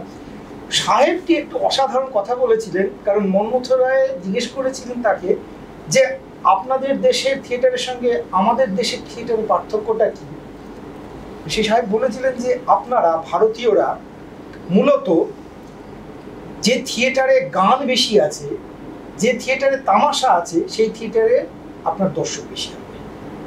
এটা একটা অদ্ভুত সঠিক কথা উনি বলেছিলেন। কিন্তু এখনো পর্যন্ত বাঙালি যারা দর্শক একটু হয়তো রকম ফের হয়েছে, কারণ সময় পরিবর্তন হয়েছে, কিন্তু একটু তামাশা বা একটু মজা এবং গান এই দুটোকে কিন্তু বিশেষভাবে গ্রহণ করে। আমি বলছি এখনো পর্যন্ত রবীন্দ্রনাথ ঠাকুর একটা কথা বলেছিলেন না, যে যখন আমি একজন বাঙালি, যখন একটা বাঙালি বাচ্চা সে যখন পড়বে কোনো লেখাতে যে কয়েকটি ছেলে কাগজের বল নিয়ে খেলছে, সে লেখাটা হয়তো খুব উন্নত মানের নয়, কিন্তু কাগজের বল নিয়ে খেলছে সেটার সঙ্গে যতটা রিলেট করতে পারবে, সেই বাঙালি বাচ্চাগুলোই যখন একটি লেখায় পড়বে যে কতগুলি বাচ্চা বরফের গোলা নিয়ে তুষারের মধ্যে ছোটাছুটি করে খেলছে, সেই লেখা অনেক উন্নত, কিন্তু রিলেট করতে পারবে কারণ সেই ভৌগোলিক অবস্থান সম্পর্কে তার কোনো ধারণা নেই।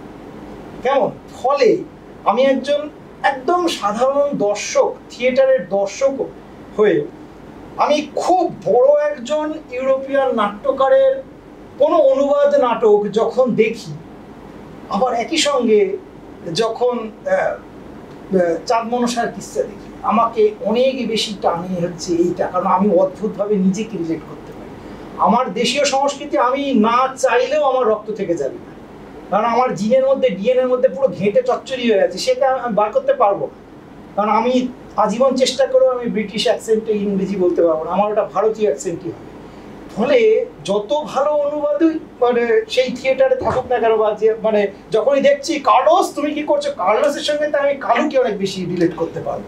কালু তুই এটা কি করলি, কেমন? এটা আমার মধ্যে রয়েছে, এটাকে আমি অস্বীকার করতে পারবো না। ঠিক একইভাবে আমাদের দেশে কিন্তু রূপকটা হচ্ছে তখন মানে ইউরোপিয়ানরা হামাগুড়ি দিচ্ছে, ততদিনে আমাদের রূপক ধর্মী সাহিত্য চর্চা হয়ে গেছে অনেক বেশি, মানে আমরা এগিয়ে গেছি। ফলে আমাকেও কি শিখাইবা এরকম একটা ব্যাপার, যে রূপক নিয়ে কাজ আমাদের ভারতবর্ষে যে পরিমাণে হয়েছে সেটা নাটক। কারণ আমরা জানি যে পৃথিবীর প্রাচীনতম আর্ট তো নৃত্য, মানে ছবি আঁকারও আঁকে, শিকার নৃত্য করতো তারা, মানে যখন একদম আদিম মানুষ, এবং সেই শিকার নৃত্যটা কিন্তু আসলে একটা নাটক। অর্থাৎ প্রাচীনতম আর্ট কিন্তু নাটক। আমি চাই কি না চাই, এখনো আমরা কথায় বলবে নাটক করছিস, কখনো বলে ছবি আঁকছিস, বিয়ে করছিস, গল্প বানাচ্ছিস, না নাটক করছিস। আসলে নাটক আমাদের রক্তের মধ্যে রয়েছে। ফলে এবং সেই নাটকটা কি নাটক? সেই নাটকটা হচ্ছে রূপকধর্মী নাটক। অর্থাৎ শিকারে যাওয়ার আগে আদিম মানুষগুলো শিকার করছে, কেউ বাঘ সাজছে, কেউ শিকারি সাজছে, সেটাকে আক্রমণ করছে, এবং সেটা নাচের তালে তালে তালে তালে তারা পুরো ঘটনাটাকে ঘটিয়ে নিজেরা উজ্জীবিত হতো। এবং যে মানুষটি বৃদ্ধ হয়ে গেছে বা যে আহত, সে ওই নাচে অংশগ্রহণ করতে পারছে না, সে আফসোস করছে বলে আমার আর বেঁচে থেকে লাগবে।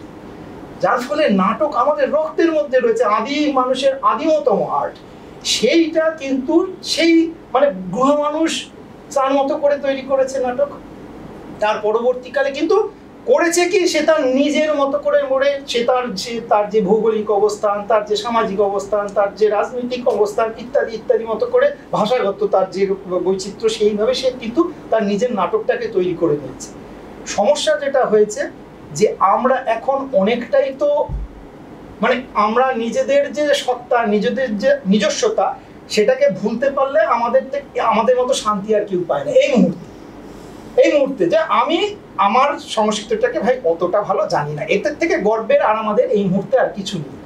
এবং যেটা আমাদের স্বতঃস্ফূর্ত যে কি বলবো প্রকাশ ছিল, সেটাকে অদ্ভুতভাবে গলা টিপে মারা হচ্ছে। আমি একজন সাহিত্যিক, তো আমাকে 70% প্রকাশক বলে আরে থ্রিলার হবে। আমার প্রথম দিকের লেখা যারা পড়েছেন, আমি ম্যাক্সিমাম লিখি আমি রূপকধর্মী লেখা লিখতে ভালোবাসি, কিন্তু আমার কাছে ক্রমাগত চাওয়া হচ্ছে একটা থ্রিলার হবে, একটা ভূত হবে, দাদা একটা ভূত হবে, সে মানে গোপনে আলাদা করে। সে সিনেমার যদি কখনো কেউ স্টোরি লাইন লিখতে পারে, জমিয়ে থ্রিলার লেখো তো ভাই। মানে এমনিতেই তো প্রত্যেকদিন সকাল সন্ধ্যে 7টার সময় টিভি খুললে কুণাল আর শুভেন্দু থ্রিলার রোজ দেখছি, তারপরে আবার কেন থ্রিলার, ওটিটিতে থ্রিলার। হ্যাঁ, নিঃশ্বাস ফেলার জায়গা। তবু বলবো যে বাংলা থিয়েটার এখনো পর্যন্ত থ্রিলারে মানে মন মজায়নি। মানে এর থেকে শান্তির জায়গা আমি জানি না যে আর কোথাও আছে কি না। এখনো পর্যন্ত আমি বাংলা থিয়েটার যারা চালিয়ে যাচ্ছেন আপনাদের মতো মানুষরা, তাদেরকে ধন্যবাদ জানাই। বা হয়তো মানে থ্রিলারটা স্টেজে ততটা জমানো যাবে না কিনা আমি ঠিক সেটা বলতে পারবো না, কিন্তু বাংলা থিয়েটার এখনো পর্যন্ত কিন্তু এই আঁচ থেকে নিজেকে বাঁচিয়ে রেখেছে এবং রূপকধর্মী কাজ অনেক বেশি তারা করছেন, বিভিন্নভাবে ভাবছেন। এটা আমার কাছে খুব শান্তির একটা জায়গা বলে মনে হয়। কিন্তু সত্যি বলছি, একজন সাহিত্যিক হিসেবে বাংলা সাহিত্য কিন্তু ভয়ঙ্করভাবে আহত হচ্ছে প্রতিনিয়ত। এই আগে আনন্দর সংজ্ঞাটা ছিল হচ্ছে যেটা আমাকে তৃপ্তি দেবে, যেটা আমাকে একটা অদ্ভুত মুক্তি দেবে, আর এখন আনন্দর সংজ্ঞাটা হয়ে গেছে কত আমাকে উত্তেজিত করবে। আমি যত থ্রিল এই যে বলে না থ্রিল, হ্যাঁ কিক নেই, কিক নেই মানে হচ্ছে আনন্দ নেই। কিক মানেটা হচ্ছে যেটা আমি বাংলা খেলে যে কিকটা মারে সেটাই আমার কাছে আনন্দ এসে, তার মানে আনন্দ সংজ্ঞাটাই যখন আমার কাছে পাল্টে গেছে। অথচ সংস্কৃতে দেখুন আনন্দ সবার ওপরে যে আনন্দকে মানে ব্যাখ্যা করা হয়েছে, সেই আনন্দের সঙ্গে এখন আনন্দ কি মস্তি যে শব্দটা এসে গেছে আর কি, মানে সেইখানে। আর এই অবস্থার মধ্যে আমি এই মুহূর্তে তো বাংলা সিনেমাতেও এবং বাংলা সাহিত্যেও আমি কিচ্ছু খুঁজে পাচ্ছি না। অলমোস্ট যেটুকু তবু খুঁজে পাচ্ছি সেটা হচ্ছে বাংলা থিয়েটারে পাচ্ছি। এটাই আপনাদের কাছে অনেক ধন্যবাদের কি আমার পক্ষ থেকে। কৌশিকের কাছে আমি একটা জিনিস জানতে চাইছি, সেটা হচ্ছে যে রিসেন্টলি দুটো কাজ করলে, একটা হচ্ছে রক্ত করবি, আমি দুটোই দেখেছি, রক্ত করবি আর কারাগারটাও করলে। কারাগারটা সম্বন্ধে একটুখানি বললেন। প্রমিথিউস বাউন্ডও করেছে। হ্যাঁ, প্রমিথিউস, ওটা বোধহয় উজ্জ্বল জি ও করেছে।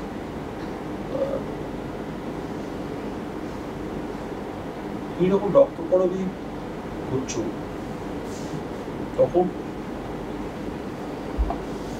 যেটা আমাদের সমমিত্র করে গেছে, ওটা তুমি ভাবলে না, মানে আমি যদি অতীত, এটাও অতীত, কারণ এটা অলরেডি শো হয়ে গেল।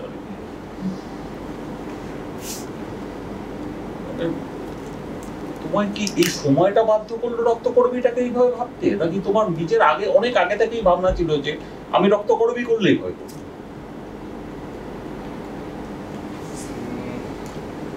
প্রথম কথা হচ্ছে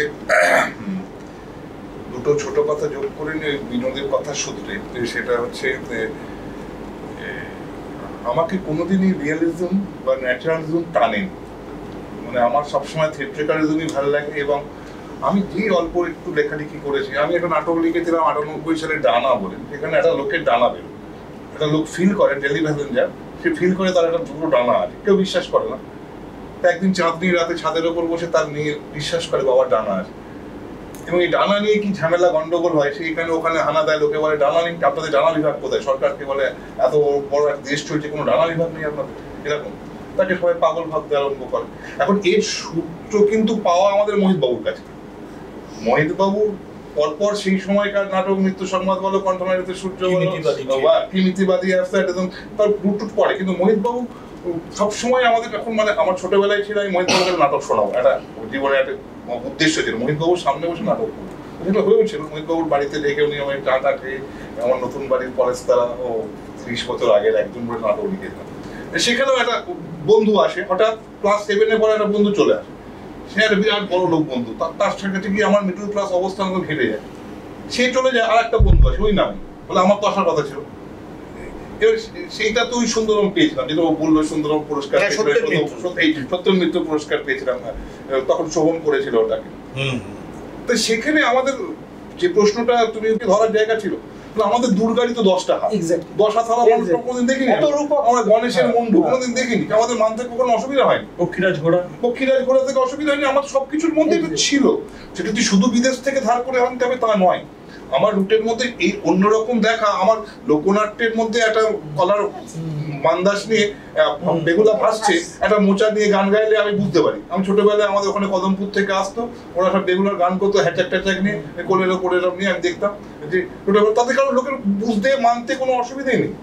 পরে আমরা বেশি রিয়ালিজম করতে করতে বেশি বাস্তব হলো না করতে গেলাম, গিয়ে মূল বাস্তবটাকে হারিয়ে গেলাম।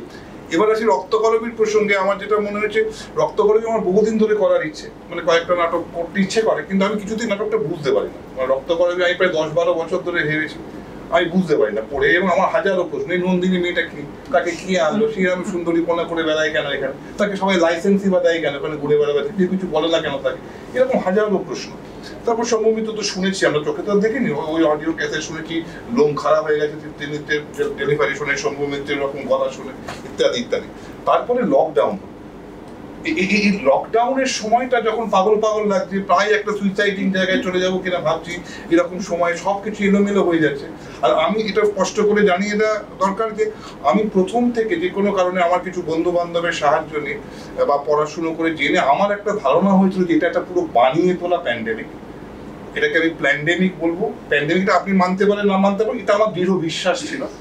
যেটা লকডাউনটা আসলে অনেক বেশি অন্য পুঁজিবাদের একটা সংকটকে কাটাবার জন্য, ছোট ব্যবসাকে শেষ করার জন্য, অনলাইন ব্যবসাকে বাড়াবার জন্য লকডাউন করা, এগুলো আমি বিশ্বাস করতে শুরু করি। আর সেই সময় প্রচুর ছেলে মেয়ে চলে যায় এক দেশ থেকে এক দেশে। আমার শান্তিপুর থেকে আমার স্কুলের ছেলেরা চলে যাচ্ছে কাজ নিয়ে, ব্যাঙ্গালোরে চলে যায়, এখানে চলে যায়, হোটেলের বয় হয়ে যায়। শান্তিপুরে 70,000 তাঁত চলত, কোনো তাঁত বন্ধ হয়ে যায়, সব তাঁত ক্রমশ বন্ধ হতে আরম্ভ করে। কেউ রাজমিস্ত্রি হয়ে যায়, বাপ পিতামহ তাঁতের ব্যবসা করে, ওরা তাঁতে কাপড় বুনতো, কিন্তু হোটেলের বয় হয়ে চলে যায় প্রচুর ছেলে মেয়েরা। তো এই সব চলে যাওয়ার মধ্যে আমি ওই ফাগুলালদের চলে যাওয়াটা দেখতে পাই।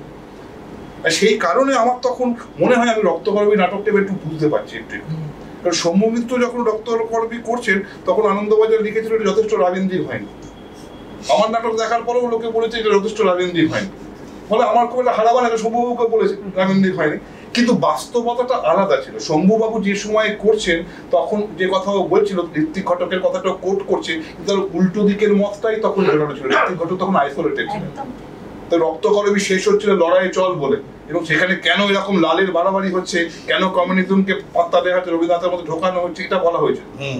আমি যখন রক্তকরবী করছি আমার কাছে কোনো বামপন্থী শক্তি অবশিষ্ট নেই। আমার কাছে চল লড়াই চল ডায়লগটাই আমি নাটকে নেই। তো আমার কাছে কোনো, আমার নন্দিনীকে গুলি করে মেরে ফেলা হয় নাটক। অনুপম লিখেছিল যে কৌশিক এতটা ডিস্টোপিক হলো যে নন্দিনীকে গুলি করে মেরে ফেললো। কারণ সত্যি তো ডিস্টোপিয়ার মধ্যেই তো আছে, আমার সামনে কোনো ইউটোপিয়ান নেই। তাহলে আমার বাস্তব আমাকে বলছে এটা এইভাবে করার জন্য। এবার একতলের পর দুতাল, দুতালের পর তিনতাল সোনা তুলেই চলেছে। আমি চিরকাল রক্তকরবী যত প্রোডাকশন দেখেছি সেখানে দেখেছি কিছু লোক ছাগল দিয়ে মারে বা গাইতি দিয়ে মারে, তার সঙ্গে করে এটা করে।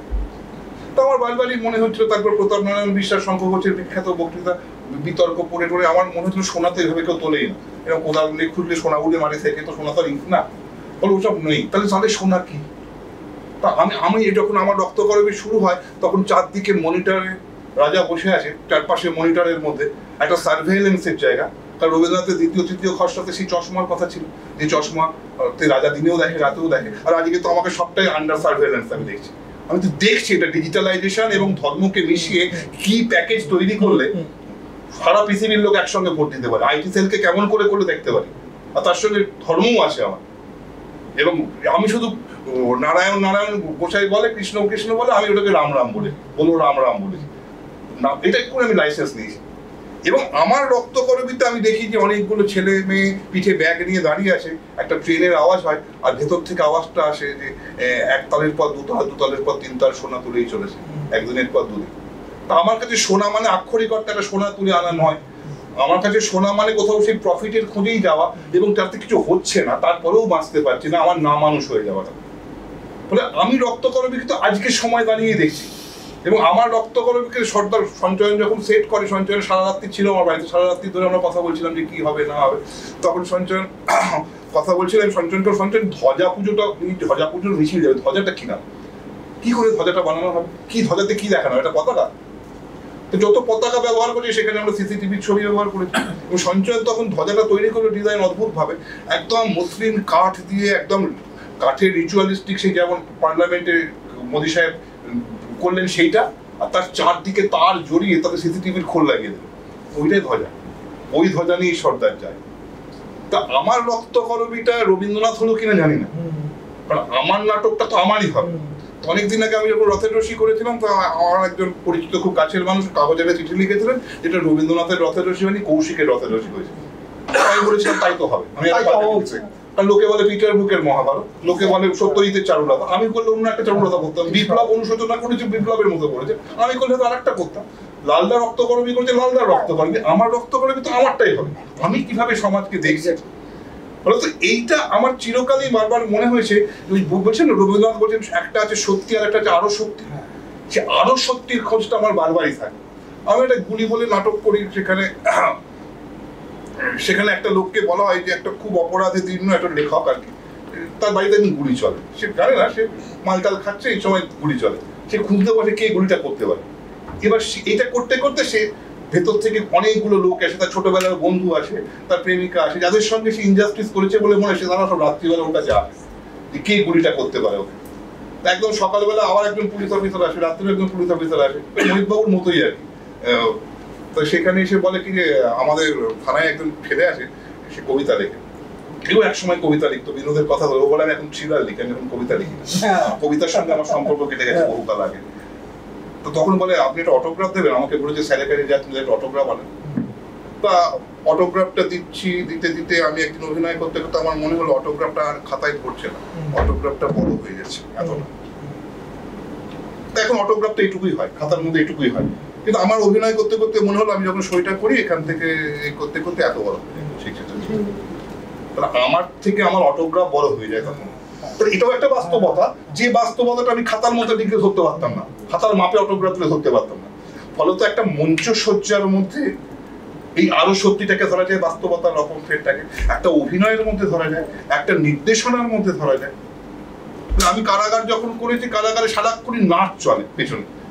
এখন যেমন ফেসবুক খুলে সবাই নাচছে, টিনেজাররা নাচছে, এখানে নাচছে, সাথে নাচছে, সবসময় একটা নাচ চলছে, সবসময় নাচছে লোক।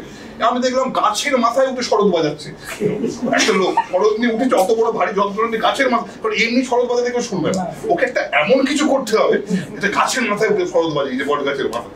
তাহলে আমি তো সেই বাস্তবতার মধ্যে রয়েছি। তো আমি তখন দেখি যখন পরপর কংসের ও অ্যারেস্ট হচ্ছে, শৈলটা মার্চ করে, নাচ থামছে না, নাচ চলতেই থাকবে। ফলে তো রক্তকরবী করার ক্ষেত্রে আমার কোনো আগের প্ল্যান করে রাখা এরকম নয়, কিন্তু এই সময়টাকে আমি যেভাবে বুঝছিলাম সে বোঝাটা আমার আপনার সঙ্গে ডিফার করতে পারবো, কিন্তু আমার মনে হয়েছিল সেইটা। এবং রবীন্দ্রনাথের রক্তকরবীতে নন্দিনী মানেই একটা সুন্দর সুন্দর মেয়ে, সে ফুল কথা বলে, মিষ্টি মিষ্টি কথা বলে। তা আমার কাছে রক্তকরবীর নন্দিনী কোনো বাচ্চা মেয়ে না। আমাকে একদিন বললো যে আমি একটা রক্তকরবী করেছি, একটা 8 বছরের মেয়েকে নন্দিনী করেছি, জানো কি মিষ্টি কথা বলছি। আমি তো অবাকই হলাম যে নন্দিনীর যেসব সংলাপ আছে, নন্দিনীর যে রাজনীতি আছে, 8 বছরের মেয়ে তো কি করে বুঝবে এই। তো আমার কাছে নন্দিনী একটা মধ্যবয়স্ক মেয়ে, মানে সে তো 20-22 মেয়েও নয়, আফটার 30-এর একটা মেয়ে, যে জীবনকে অনেকটা দেখেছে, এসছে। এবং নন্দিনী আমার কাছে কোনো একজন কি বলবো, তাকে আনা হয় রাজাকে এন্টারটেন করবার জন্য, আমি সেই হিসেবেই দেখেছি, সেইভাবেই সাজিয়েছি আমার নাটককে। এবং নন্দিনীকে আমি প্রচুর গয়না পড়াই। আমাকে লোকে বললো নন্দিনীকে গয়না পরিয়েছো, নন্দিনী চিরকাল রক্তকরবী পড়ে এসছে, প্রাণের প্রতীক। তাই আমার তখন প্রথম প্রশ্ন জেগেছিল যে একটা সোসাইটিতে যখন সবাই স্পয়েল, সবাই নষ্ট হয়ে যায়, নন্দিনী একা প্রাণের প্রতীক হয়ে কি করে থাকে, সেও তো নষ্ট হবে। তাহলে প্রশ্নটা হচ্ছে নন্দিনীকেও নন্দিনী হয়ে উঠতে হয়, সেটা একটা জার্নি আছে। আমার রক্তকরবীতে আমি আপ্রাণ চেষ্টা করেছি নন্দিনীর ওই জার্নিটাকে ধরা। যে নন্দিনীকে আমি দেখাই প্রথমে সানগ্লাস পরে হাতের ট্রলি টেনে ঢোকে, যে নন্দিনী পরে রাজার মতো চিন্তা করে রাজার বসন্ত সেনার মতো সেজে আসে, লাল কাপড় পরে গয়না পরে আসে, রাজা তাকে সাজিয়ে রেখেছে, সেই নন্দিনী একটা একটা করে গয়না খোলে পুরো নাটকে। নন্দিনীর কাপড়ের রং পাল্টে যায়, নন্দিনীর গলায় একটা শুধু রক্তকরবীর মালা আর এলো চুল ছাড়া কিছু থাকে না। ফলে আমি বিশ্বাস করি নন্দিনীকেও নন্দিনী হয়ে উঠতে হয়।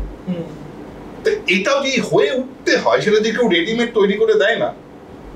রেডিমেড বাস্তব যে দেখে এসেছিলাম ওরকম বাস্তবটা নয়, তার ভেতর থেকে একটা অনেক কষ্ট করে পেতে হয়, অনেক কষ্ট করে, অনেক মূল্য দিয়ে, বুকের রক্ত দিয়ে পেতে হয়। এটা আমি রক্তকরবীতে করার চেষ্টা করি। এবার এটা কারোর মিলতে পারে না মিলতে পারে সেটা অন্য কথা। আমি শুধু এইটুকুনি বলবো। আর একটা কথা বলে শেষ করি, প্রমেথিউস বাউন্ডের কথাটা। প্রমেথিউস বাউন্ড চিরকালের একটা প্রতিবাদের নাটক, 2500 বছর আগে ওরকম একটা সুন্দর নাটক লেখা হয়েছে এবং এত ডাইরেক্ট। তা আমার প্রমেথিউসের ক্ষেত্রে একই ঘটলো। আমার প্রমেথিউসকে আগে আমি একটা প্রিলুড যোগ করি, প্রমেথিউস বাউন্ড যখন শুরু হয়, এই ধূসর প্রান্তে এসে আমরা উপস্থিত হয়েছি, প্রমেথিউসকে বন্দি করে আনা হয়েছে। আমার নাটক দেখা হয় যে প্রমেথিউস ভীষণ রকম, প্রমেথিউসের জন্য পৃথিবী কাঁদছে, প্রমেথিউসকে ডাকছে, বড় শীত করছে মানুষের, প্রচুর শীতার্ত মানুষ, তারা কম্বল দিয়ে থরথর করে কাঁপে, তারা কবিতায় কথা বলে, শঙ্কর ঘোষের ভাষায়, জয় গোস্বামীর ভাষায়, পূর্ণেন্দু কর্তৃর ভাষায় নানা রকম কথা বলে, এবং তারা প্রমিথিউসকে ডাকে, প্রমিথিউস আসে, এবং নাটকের শেষে যখন হারমেস এসে সবকিছু ভেঙে দিয়ে চলে যায়, তারপর প্রমিথিউস তো হেরে চলে যায়, প্রমিথিউসকে কোথাও খুঁজে পাওয়া যায়। দর্শকের মধ্যে আলো ফেলে আমি প্রমিথিউসকে খোঁজার চেষ্টা করি, একটা স্পটলাইট প্রমিথিউসকে কোথাও আছে। ফলে একটা সময় প্রমিথিউস বলতে যাচ্ছিল, প্রমিথিউস বিপ্লবের প্রতীক, আমার কাছে বিপ্লবের প্রতীক বলে নেই, কারণ এটা আমার কাছে এক্ষুনি এক্সিস্ট করছে না। আমি জানি এবারও বিজেপি ভোটে জিতবে, আমি জানি এবারও তৃণমূল ভোটে জিতবে, কারণ আমার কাছে সেটা এক্সিস্ট করছে না এক্ষুনি সেই মুহূর্তে। ফলত সেইটাকে আমি আমার নাটকে তৈরি করতে চাইছি, দেখাতে চাইছি। ফলত এইভাবেই বাস্তব আমার কাছে পাল্টে পাল্টে যাচ্ছে, বা আমি যে বাস্তবে রয়েছি সেটাকে রিলেট করার চেষ্টা করছি আমার অভিনয়ে, মঞ্চসজ্জায় বা নাটকে ইত্যাদিতে। সবাইকে উদ্দেশ্য করে একটা সুযোগ নিয়ে বলে দিই, 17 তারিখে রক্তকরবী আছে গিরিশ মঞ্চে, একটু প্রচার করলাম আমরা। আমার তোমার কাছে একটা প্রশ্ন আছে, আমি প্রশ্ন করছি তোমার পারমিশন নিয়ে। বলছি তুমি একই সাথে ডানা করেছো, বৃষ্টি বৃষ্টি করেছো, আবার 22শে আগস্ট করেছো। এই আমি জাস্ট 3টে নাটকের উদাহরণ দিলাম, 3টেই আমার মনে হয় ডানা আর বৃষ্টি বৃষ্টি মোটামুটি ধরো, মানে আমি যদি ওই মানে অ্যাবসার্ডিটির কথা বলি মেলে, আবার 22শে আগস্ট হার্ড রিয়ালিটি। এই যে 3টে নাটক করার পেছনে এই যে সিদ্ধান্ত গ্রহণ করলে বিং এ ডিরেক্টর যে আমি এই নাটকটা করব, এখানে তোমার মনস্তাত্ত্বিক প্রস্তুতি মানে এই যে তফাৎ হয়ে গেল 22শে আগস্টের ক্ষেত্রে, ঠিক আছে? এটা কেন? আমি একই প্রশ্ন বিপ্লবদার কাছে করব। ধুলোবালি কথা করেছে এমন নাটক না, সিনেমা, আবার তুমি দায় আমাদের এই 6টা বাজে, না পুরোপুরি বাকি আছে দাদা, ওটা স্ট্রং রিয়ালিটি। হ্যাঁ বলছি ধুলোবালি কথা করেছো, আবার দায় আমাদেরও করেছো। এই দুটো কাজ করার যে সিদ্ধান্ত গ্রহণ করবে ডিরেক্টর, না আমি বলছি না, প্রশ্ন আরেকটা প্রশ্ন যেটা সবাইকে, সম্প্রতি সোশ্যাল মিডিয়ায় আমরা সবাই জেনেছি ঘটনাটা, একটি বাচ্চা ছেলে ক্লাস 4-এ পড়ে, মানে শ্রেণীকক্ষে মাস্টারমশাই জিজ্ঞেস করেছে যে তোমরা কে কি হতে চাও, একজন বলেছে আমি শিক্ষক হব, ডাক্তার হব, ইঞ্জিনিয়ার হব, আরেকটি ছেলে বলেছে আমি বোকা হব বড় হয়ে। এই যে ঘটনাটা, এই প্রশ্নটা 4জনকেই করছি আমি, আপনার এই ঘটনাটা কিভাবে দেখছেন? মানে ওই বাচ্চা ছেলেটির পক্ষে অ্যাবসার্ডিটি, রিয়ালিটি, সুরিয়ালিটি এগুলো সে জানেই না, তার ভিতর থেকেই এসছে আমি বোকা হব। এই ঘটনাটা আপনি কিভাবে দেখছেন? এই আমার 3টে প্রশ্ন, প্রথম কৌশিকদা থেকে শুরু।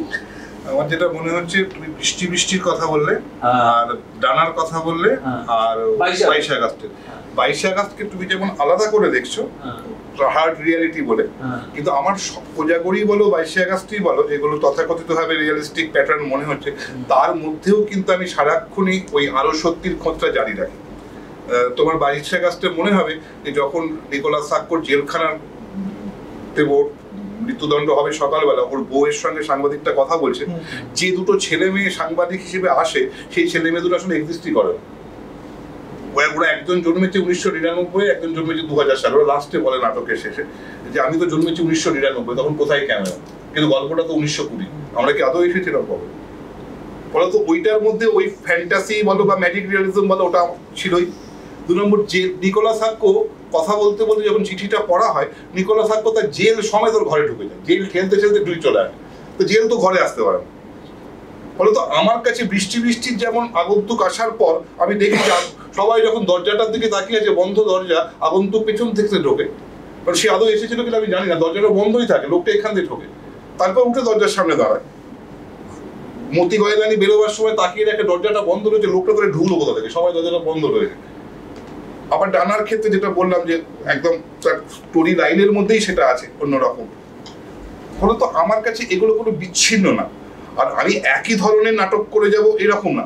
ফলত আমি যেমন কোজাগরির কথা বলতে পারি, কোজাগরি তোমার একটা দেখে প্রথাগত রিয়েলিস্টিক নাটক মনে হয়, কিন্তু কোজাগরির সেটে একটা কুড়ুল থাকে, তুমি দেখেছো বড় কুঠার, একদম চৌকাওয়ালা একটা কুঠার থাকে, সেটা প্রিন্সিপালের ঘরেও থাকে, এমনকি শৈলেশ কাস্টর বাড়িতেও থাকে, বাড়িতেও টুঁকি মেরে থাকে, তো ঘরের মধ্যে কুড়ুল থাকার কথা না।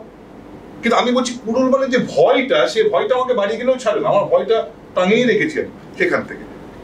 বা যখন শৈলেশ কাস্টর বলে যে সোমনাথকে আজকে এসেছিল, সোমনাথ ইউনিয়ন এরকম ঝামেলা করলো, গন্ডগোল করলো, আমরা দেখি ওর ঘরের মধ্যে সোমনাথ পাঠ করছে, ওর মাথার পেছনে সোমনাথ দাঁড়িয়ে আছে। তো সোমনাথ তো ছিল কলেজে, কথা হচ্ছে ওর বউয়ের সঙ্গে ঘরের বেডরুমে, তার মধ্যে সোমনাথ ঢুকে আছে। তাহলে আমার যে ভয়, আমার ভয় তো ওই সোমনাথকে বাইরে রাখতে পারে না, এ তো আমাকে ঘরের মধ্যেও নিয়ে যায়। আমার ড্রয়িং রুমে নিয়ে যায়, আমার বেডরুমেও নিয়ে যায়, আমার রাত্রি জাগরণেও আমার বইয়ের পাতা থেকেও আমি দেখতে পারি সোমনাথের মুখ বইতে। ফলত এগুলোর মধ্যে তুমি যে আলাদা আলাদা দেখছো, আমি এরকম আলাদা করে দেখি না, সবটার মধ্যে একটা হারমোনিয়াস হোলকেই দেখছি আমি। এবং নানাভাবে তো নানা রকম নাটক আমি যেহেতু করতে চাই, আমি কখনোই বাধা পড়তে চাই না, আমার সীমিত ক্ষমতার মধ্যে আমি নানা রকম করে দেখতে চাই যে এই কথাটাও বলতে পারি কিনা, এই কথাটাও বলতে পারি কিনা, এরকম করেও বলতে পারি কিনা। তো সেই চেষ্টাটাই করা, আর সময় নিচ্ছি। আমি কি ওই তো ওই দুটো ব্যাপারে ধুলোবালি কথা আর দুটোর একটা তো ফিল্ম আর একটা থিয়েটার। আমি টেক্সট হিসাবে দেখছি, আমি ওইভাবে দেখছি না। না দেখো, প্রথম কথা হচ্ছে যে ও যেভাবে বললেন যে আমি নানা রকম, যদি তুমি ধুলোবালির কথা বলো তাহলে ধুলোবালি কথার মধ্যে যে নাগরিক নিঃসঙ্গতা, একাকিত্ব আছে, এবং একই সঙ্গে একটা মানুষের অদ্ভুত একটা যাপন আছে, সে যাপনের সঙ্গে যতটা বাস্তবতা আছে ততটাই বাস্তবতা পরবর্তী একটা ভাবনার প্রকাশ আছে। এবার আমরা যারা তথাকথিত, আমি জানি না আমি সত্যিকারের নাগরিক হয়ে উঠেছি কিনা, কিন্তু শহর সভ্যতার এই কোলাহলের মধ্যে যারা বেড়ে উঠেছি বা প্রত্যেক দিন প্রতিনিয়ত থাকি, তাদের মধ্যে যে নিজস্ব ভাবনা চিন্তার যে জগৎটা, সেটা সবসময় এরকম শিল্পচর্চা দিয়ে দ্বারা নিয়ন্ত্রিত নয়। এই প্রসঙ্গে জয়দার একটা কথা, তাই জয়দাও আমার পড়ছি, জয়দা বলছেন না থিয়েটারের মুশকিল হচ্ছে যে আগে থেকে ভেবে নিতে হয় যে থিয়েটার দেখার পরে মানুষ কী বলবে তার উত্তর দিতে হবে। হ্যাঁ, আমাদের ক্ষেত্রে সেই দায়টা নেই, ফলে আমরা অনেক বেশি সেফ। আপনারা খালি বললো কেন করলেন, ওটা কেন করলেন, এটা কেন করলেন, এটা অন্তত আমার কবিতার ক্ষেত্রে হয় না, সে তার মধ্যে ডুবে যায়। এখন ওই টেক্সটার ক্ষেত্রেও আমার যেটা হচ্ছিল যে আমি কোথাও আমার সঙ্গে আমার এই অসহায়তা, আমার এই নিঃসঙ্গতা, এই নাগরিক জীবন তার নানা রকম সংঘর্ষের মধ্যে থেকে হতোদ্যম হয়ে যাওয়া, এবং এই সম্পর্কগুলো, এই সব নিয়ে যে একটা অদ্ভুত জীবনচর্চা, সেটা হয়তো আমার জীবনচর্চা নয়, কিন্তু আমার কল্পিত যে জীবন, যেটা আমি দুঃস্বপ্ন দেখি হয়তো, হ্যাঁ, সেইটার মধ্যে আছে, মানে আমি রিলেট করতে পেরেছি। এবার সেটা থিয়েটারের ভাষা না হয়ে কেন ফিল্মের ভাষা হয়ে উঠলো, থিয়েটারের মধ্যে এক ধরনের সার্বজনীনতা আছে, মানে দেখানোর ক্ষেত্রে যতটা একটা ফিল্মের ক্ষেত্রে একটা জিনিসকে বা একটা অবজেক্টকে যতটা ইন্টেন্সিফাইড ওয়েতে আমি প্রকাশ করতে পারি বা প্রকাশ করতে চাই, বা আমি আমার দেখার দৃষ্টিভঙ্গিতে যেটা নির্মাণ প্রক্রিয়া সেটা আমার সম্পূর্ণ আমার হাতে থাকে, ফলে আমার এই টেক্সটটা মনে হয়েছে যে আমি যদি কখনো সিনেমা করতে পারি বা সিনেমার মাধ্যমে আমি সুযোগ পাই, তাহলে এই টেক্সটটা আমি প্রথমে নাটক হিসেবেই ভেবেছিলাম, কিন্তু আমি এই টেক্সটটা সিনেমার জায়গা থেকেই করবো। কিন্তু ওই বললাম যে এটার মধ্যে কোনো ইজিম, কোনো ইডিওলজি, কোনো শিল্পচর্চার মহৎ প্রচেষ্টা, এইসব কিছু নেই। ওই মানুষটাকে, তার পারিপার্শ্বিকতাটাকে আমি আমার নাগরিক জীবন থেকে কোথাও রিলেট করতে পেরেছি। এবার সেটা আমি আমার মতো করে বলেছি, ফলে মূল যে টেক্সটটা তার থেকে আমি অনেক ক্ষেত্রেই বেরিয়ে এসেছি। হ্যাঁ, সেই বেরিয়ে আসাটার কারণ হচ্ছে যে আমি ওইটার যে বাস্তবতা বা পরাবাস্তবতা, যেমন আমাকে বলছিল এই যে তোমরা বাস্তব বলছো, ওই যে দেবেশের কথা ফিরে আসি, এই যে একটা সাউথ আমেরিকার একটা শব্দ এসছে ম্যাজিক রিয়ালিজম, তোমরা খুব এটা নিয়ে চর্চা করো, শ্যামল গঙ্গোপাধ্যায়ের প্রত্যেকটা উপন্যাসে ম্যাজিক রিয়ালিজম আছে। তুমি এই যে তোমাদের খুব হিরো কবির সুমন, একা মেয়েটার নরম গালের পাশে প্রহরীর মতো রাত জাগে ভালোবাসা, এটা ম্যাজিক রিয়ালিজম নয়? যেই ওখান থেকে একটা ম্যাজিক রিয়ালিজম এলো, তোমরা এটা নিয়ে আবার 4টে সেমিনার করতে শুরু করে দেবে। হ্যাঁ, ওই আমার দেখা প্রসঙ্গে বলছিল যে তোমরা যেটা দেখছো সেটা দেখাটা ভুল, তা সেটা নিয়ে তো যে তর্ক হয়েছে আমি বলেছি। এবার দায় আমাদের ক্ষেত্রে বড় অনুপ্রেরণা যদি হয়, 22শে আগস্ট একটা বড় অনুপ্রেরণা। আর আমাদের এই সময়কালে যেটা চলছে সেই সমকাল ফিরেই এলো, একা চ্যাপলিন সেজে দাঁড়িয়েই রইল। তো সেই সমকালের প্রেক্ষিতে যে আমাদের বলার কথাগুলো, সেটা যে সবসময় বাস্তব আকারে ছুঁতে পারা যায় বা সমস্তটা ধরে ফেলা যায় তা নয়। এই যে বলছে যে বাস্তবতার তো নানা রকম দিক আছে, যেমন বুদ্ধদেব দাশগুপ্ত বলছিলেন যে আমি যখন গৃহযুদ্ধ করছি তখন অপর্ণা সেন 36 চৌর মিলিয়নের কথা ভাবছে। তাহলে একই পরিসরের মধ্যে দুটো বাঙালি, মানে দুটো গোষ্ঠী দুরকমভাবে জীবনচর্চার খোঁজ করছেন, সমগ্র নিয়ে আরেক ধরনের বাস্তবতা তৈরি হয়, যে সোশ্যাল কনসাসনেস যেটা বলা হয়। ফলে আমার খালি মনে হচ্ছিল, যদিও তখন আমি প্রস্তুতি চলছিল দায় আমাদের, কিন্তু আমি খুব কনভিকশন তৈরি হলো ওর টেক্সটটা দেখার পর থেকে, যে এই সময়ে দাঁড়িয়ে এই তথাকথিত এই যে মৌলবাদ, ফ্যাসিবাদ, বিজেপি, আগ্রাসন, হিন্দুত্ব ইত্যাদি নানা রকমের যে জায়গাগুলো, সেইগুলোকে যদি আমি প্রথম কথা কোনো টেক্সট পাই না, আমি তো লিখতে পারি না। দ্বিতীয় কথা, এর অনেকগুলো স্তর আছে। একটা যে রাজনৈতিক স্তর আছে, হ্যাঁ, নানা রকম যে স্তরগুলোকে যদি আমি ছুটে চাই, তাহলে কোন টেক্সটটা আমার কাছে আসবে, কোন টেক্সটার মধ্যে দিয়ে আমি আমার কথাগুলো আমি যেভাবে দেখতে চাইছি বা আমার কাছে বাস্তবতাটা যা ধরতে পারবো, এরকম অনেকগুলো টেক্সট পড়ার পরে, খোঁজার পরে এই টেক্সটটা আমার হাতে আসে। যেই টেক্সটের মধ্যে দিয়ে আমি যেরকমভাবে এই সময়কার ভারতবর্ষকে দেখছি বা দেখতে চাইছি, বা আমার ইন্টারপ্রিটেশনের যে তার যে মানে কি বলবো, তার যে নির্মাণ প্রক্রিয়া, তার সঙ্গে এই টেক্সটার কোথাও একটা সাযুজ্যতা আছে। সবচেয়ে তারপরেই শুরু হলো হচ্ছে আমাদের একজন ভদ্রলোক বিচারপতি হিসেবে হিরো হতে শুরু করলেন, এবং তিনি এই নাটকটা দেখতেও এলেন, এবং তিনি আমাদের 10,000 টাকা অনুদানও দিয়েছেন চেকে।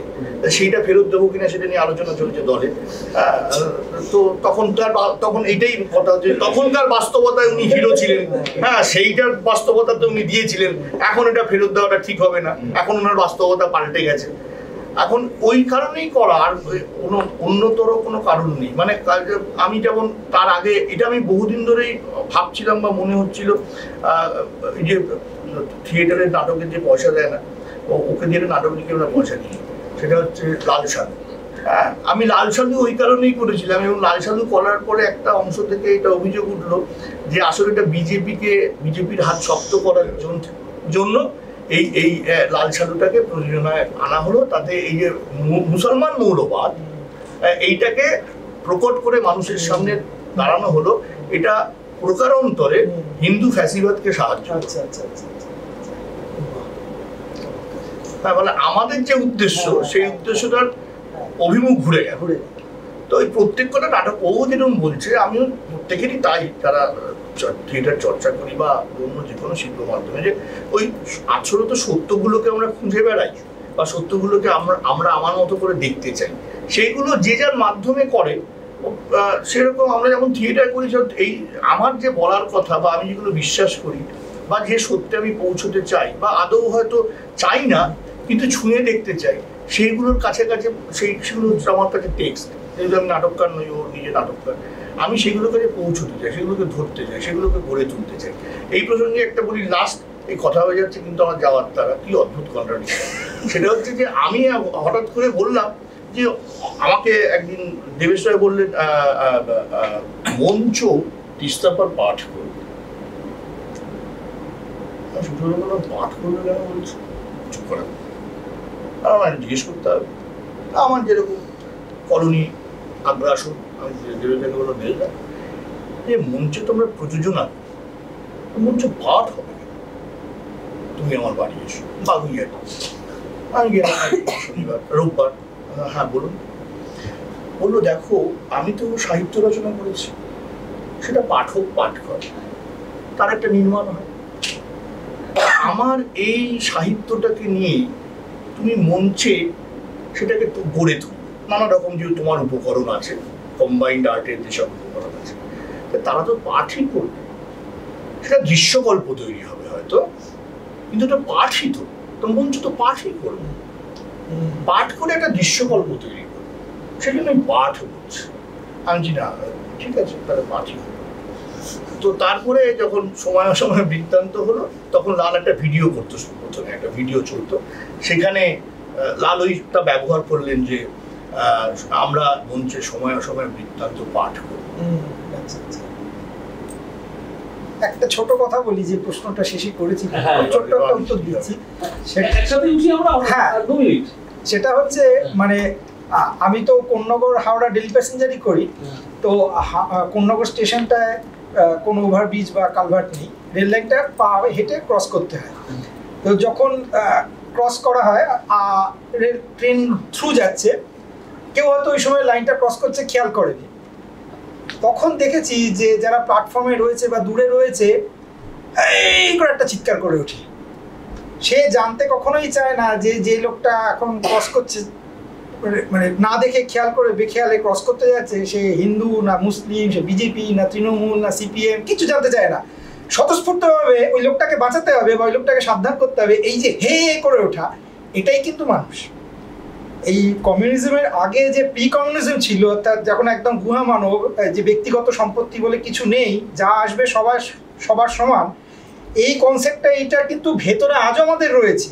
পরবর্তীকালে ইন্ডিভিজুয়ালিজম অমুক তমুক যখন এলো, এই তোমার এটা আলাদা, এই তুমি এটা, তুমি বিজেপি, তুমি তৃণমূল, তুমি সিপিএম, তুমি হিন্দু, তুমি মুসলিম, এই যে আলাদা আলাদা করে আমাদের ভেতরে ভরে দেওয়া হলো, এটা হচ্ছে আমাদেরকে জোর করে গেঁথে দেওয়া হলো। এটা মনুষ্যত্ব নয়। মানুষ সমাজবদ্ধ জীব, সে একে অপরকে জানে, তুমি বাঁচলে আমি বাঁচবো, হ্যাঁ, ও বাঁচলে আমরা বাঁচবো, এইরকম এই কনসেপ্টটা কিন্তু আমাদের রয়েছে। সেই কারণেই কিন্তু ওই লোকটা যে ক্রস করে যাচ্ছে তাকে হয়তো আমি পরবর্তীকালে কোনোদিন মারবো, সেটা অন্য কারণে, কিন্তু তখনই আমাকে বাঁচাতে আমার ভেতরে স্বতঃস্ফূর্ত মানে ভাবে জেগে উঠছে যে মনুষ্য সত্তা, এই চিৎকার করে উঠছে যে ওকে সাবধান করতে হবে। এই যে বাচ্চাটা যে বলছে বোকা হতে চাইবো, যেটাকে এখন কোট আনকোট বোকা বলে, অর্থাৎ মানুষ হতে চাইবো, একটা ভালো মানুষ হতে চাইবো, যে কাউকে ঠকাবো না, সেই প্রিমিটিভ যে কমিউনিজম, সেই ধারাটা সে এখনো বহন করছে। সে এখনো পর্যন্ত মানে রাম মন্দির বা আমাদের রাজ্যের উন্নয়ন এগুলোর সঙ্গে সম্পৃক্ত হয়নি। সে এখনো জানে না, সে এখনো সন্ধ্যাবেলায় বিক্রি আনন্দ দেখে না, সে এখনো মানে সেই অর্থে পশ্চিমবঙ্গবাসী বা ভারতবাসী হয়ে উঠতে পারেনি বলে সে বোকা হতে চেয়েছে। আস্তে আস্তে সে এসে যাবে ফর্মে কোনো একটা কারণে, হ্যাঁ সে এসে যাবে, কিন্তু এখনো পর্যন্ত সে আমাদের যে প্রাচীন মানুষের ধারা সেটা এখনো বহন করে চলেছে, যেটাকে আমরা বোকা শব্দে অভিহিত করে থাকি। আচ্ছা, মানে ব্যাপারটা হচ্ছে যে এটা আরো বড় করা যায়, অনেকটাই করা যায়। শেষ পর্যন্ত আসতে পারলাম না আর কি। আমার আরো একটা কোশ্চেন নিয়ে আসার কথা ছিল, কিন্তু ভবিষ্যৎ যেহেতু সবচেয়ে ছোট, না আমি বোকা হতে চাই, আমি সিসিফাসের মতনই বোকা হতে চাই, বারবার করে পাহাড়ের মাথায় তুলবো ওই ইয়েটাকে, পাথরটাকে, এবং যখন ওটা গড়িয়ে পড়বে তখন আমাকে যখন কেউ জিজ্ঞেস করবে, মা তুমি ওরকম শূন্যের মাঝারে যে নাটকটা করলো ওটা কেন করলো, ওটা এত শক্ত ফিলোসফি বাবা, কিছু বুঝতে পারছি না, তখন আমি বারবার করে বিশেষ করে ওই গানটাই গাইবো, ভালোবাসার বাসা কোথায়, কোন সে কোঠা বাড়ি, নারী বলে পুরুষটি চায়, পুরুষ বলে নারী, কিন্তু শ্যামের মধ্যে আছেন রাধা, সীতার মধ্যে রাম, না এখানে কোনো পলিটিক্যাল কিছু যাচ্ছে না, সীতার মধ্যে রাম, অঙ্গে অঙ্গে প্রভেদ যে নাই, মূলে মানুষ আত্মারাম, বেটা বেটি দুইটি ভাগে দেহের প্রচলন, কিন্তু বাপ মায়ের রঙে মিলে জগৎ দর্শন, মানুষের জগৎ দর্শন। আমি বোকা থাকি। বাহ বাহ বাহ।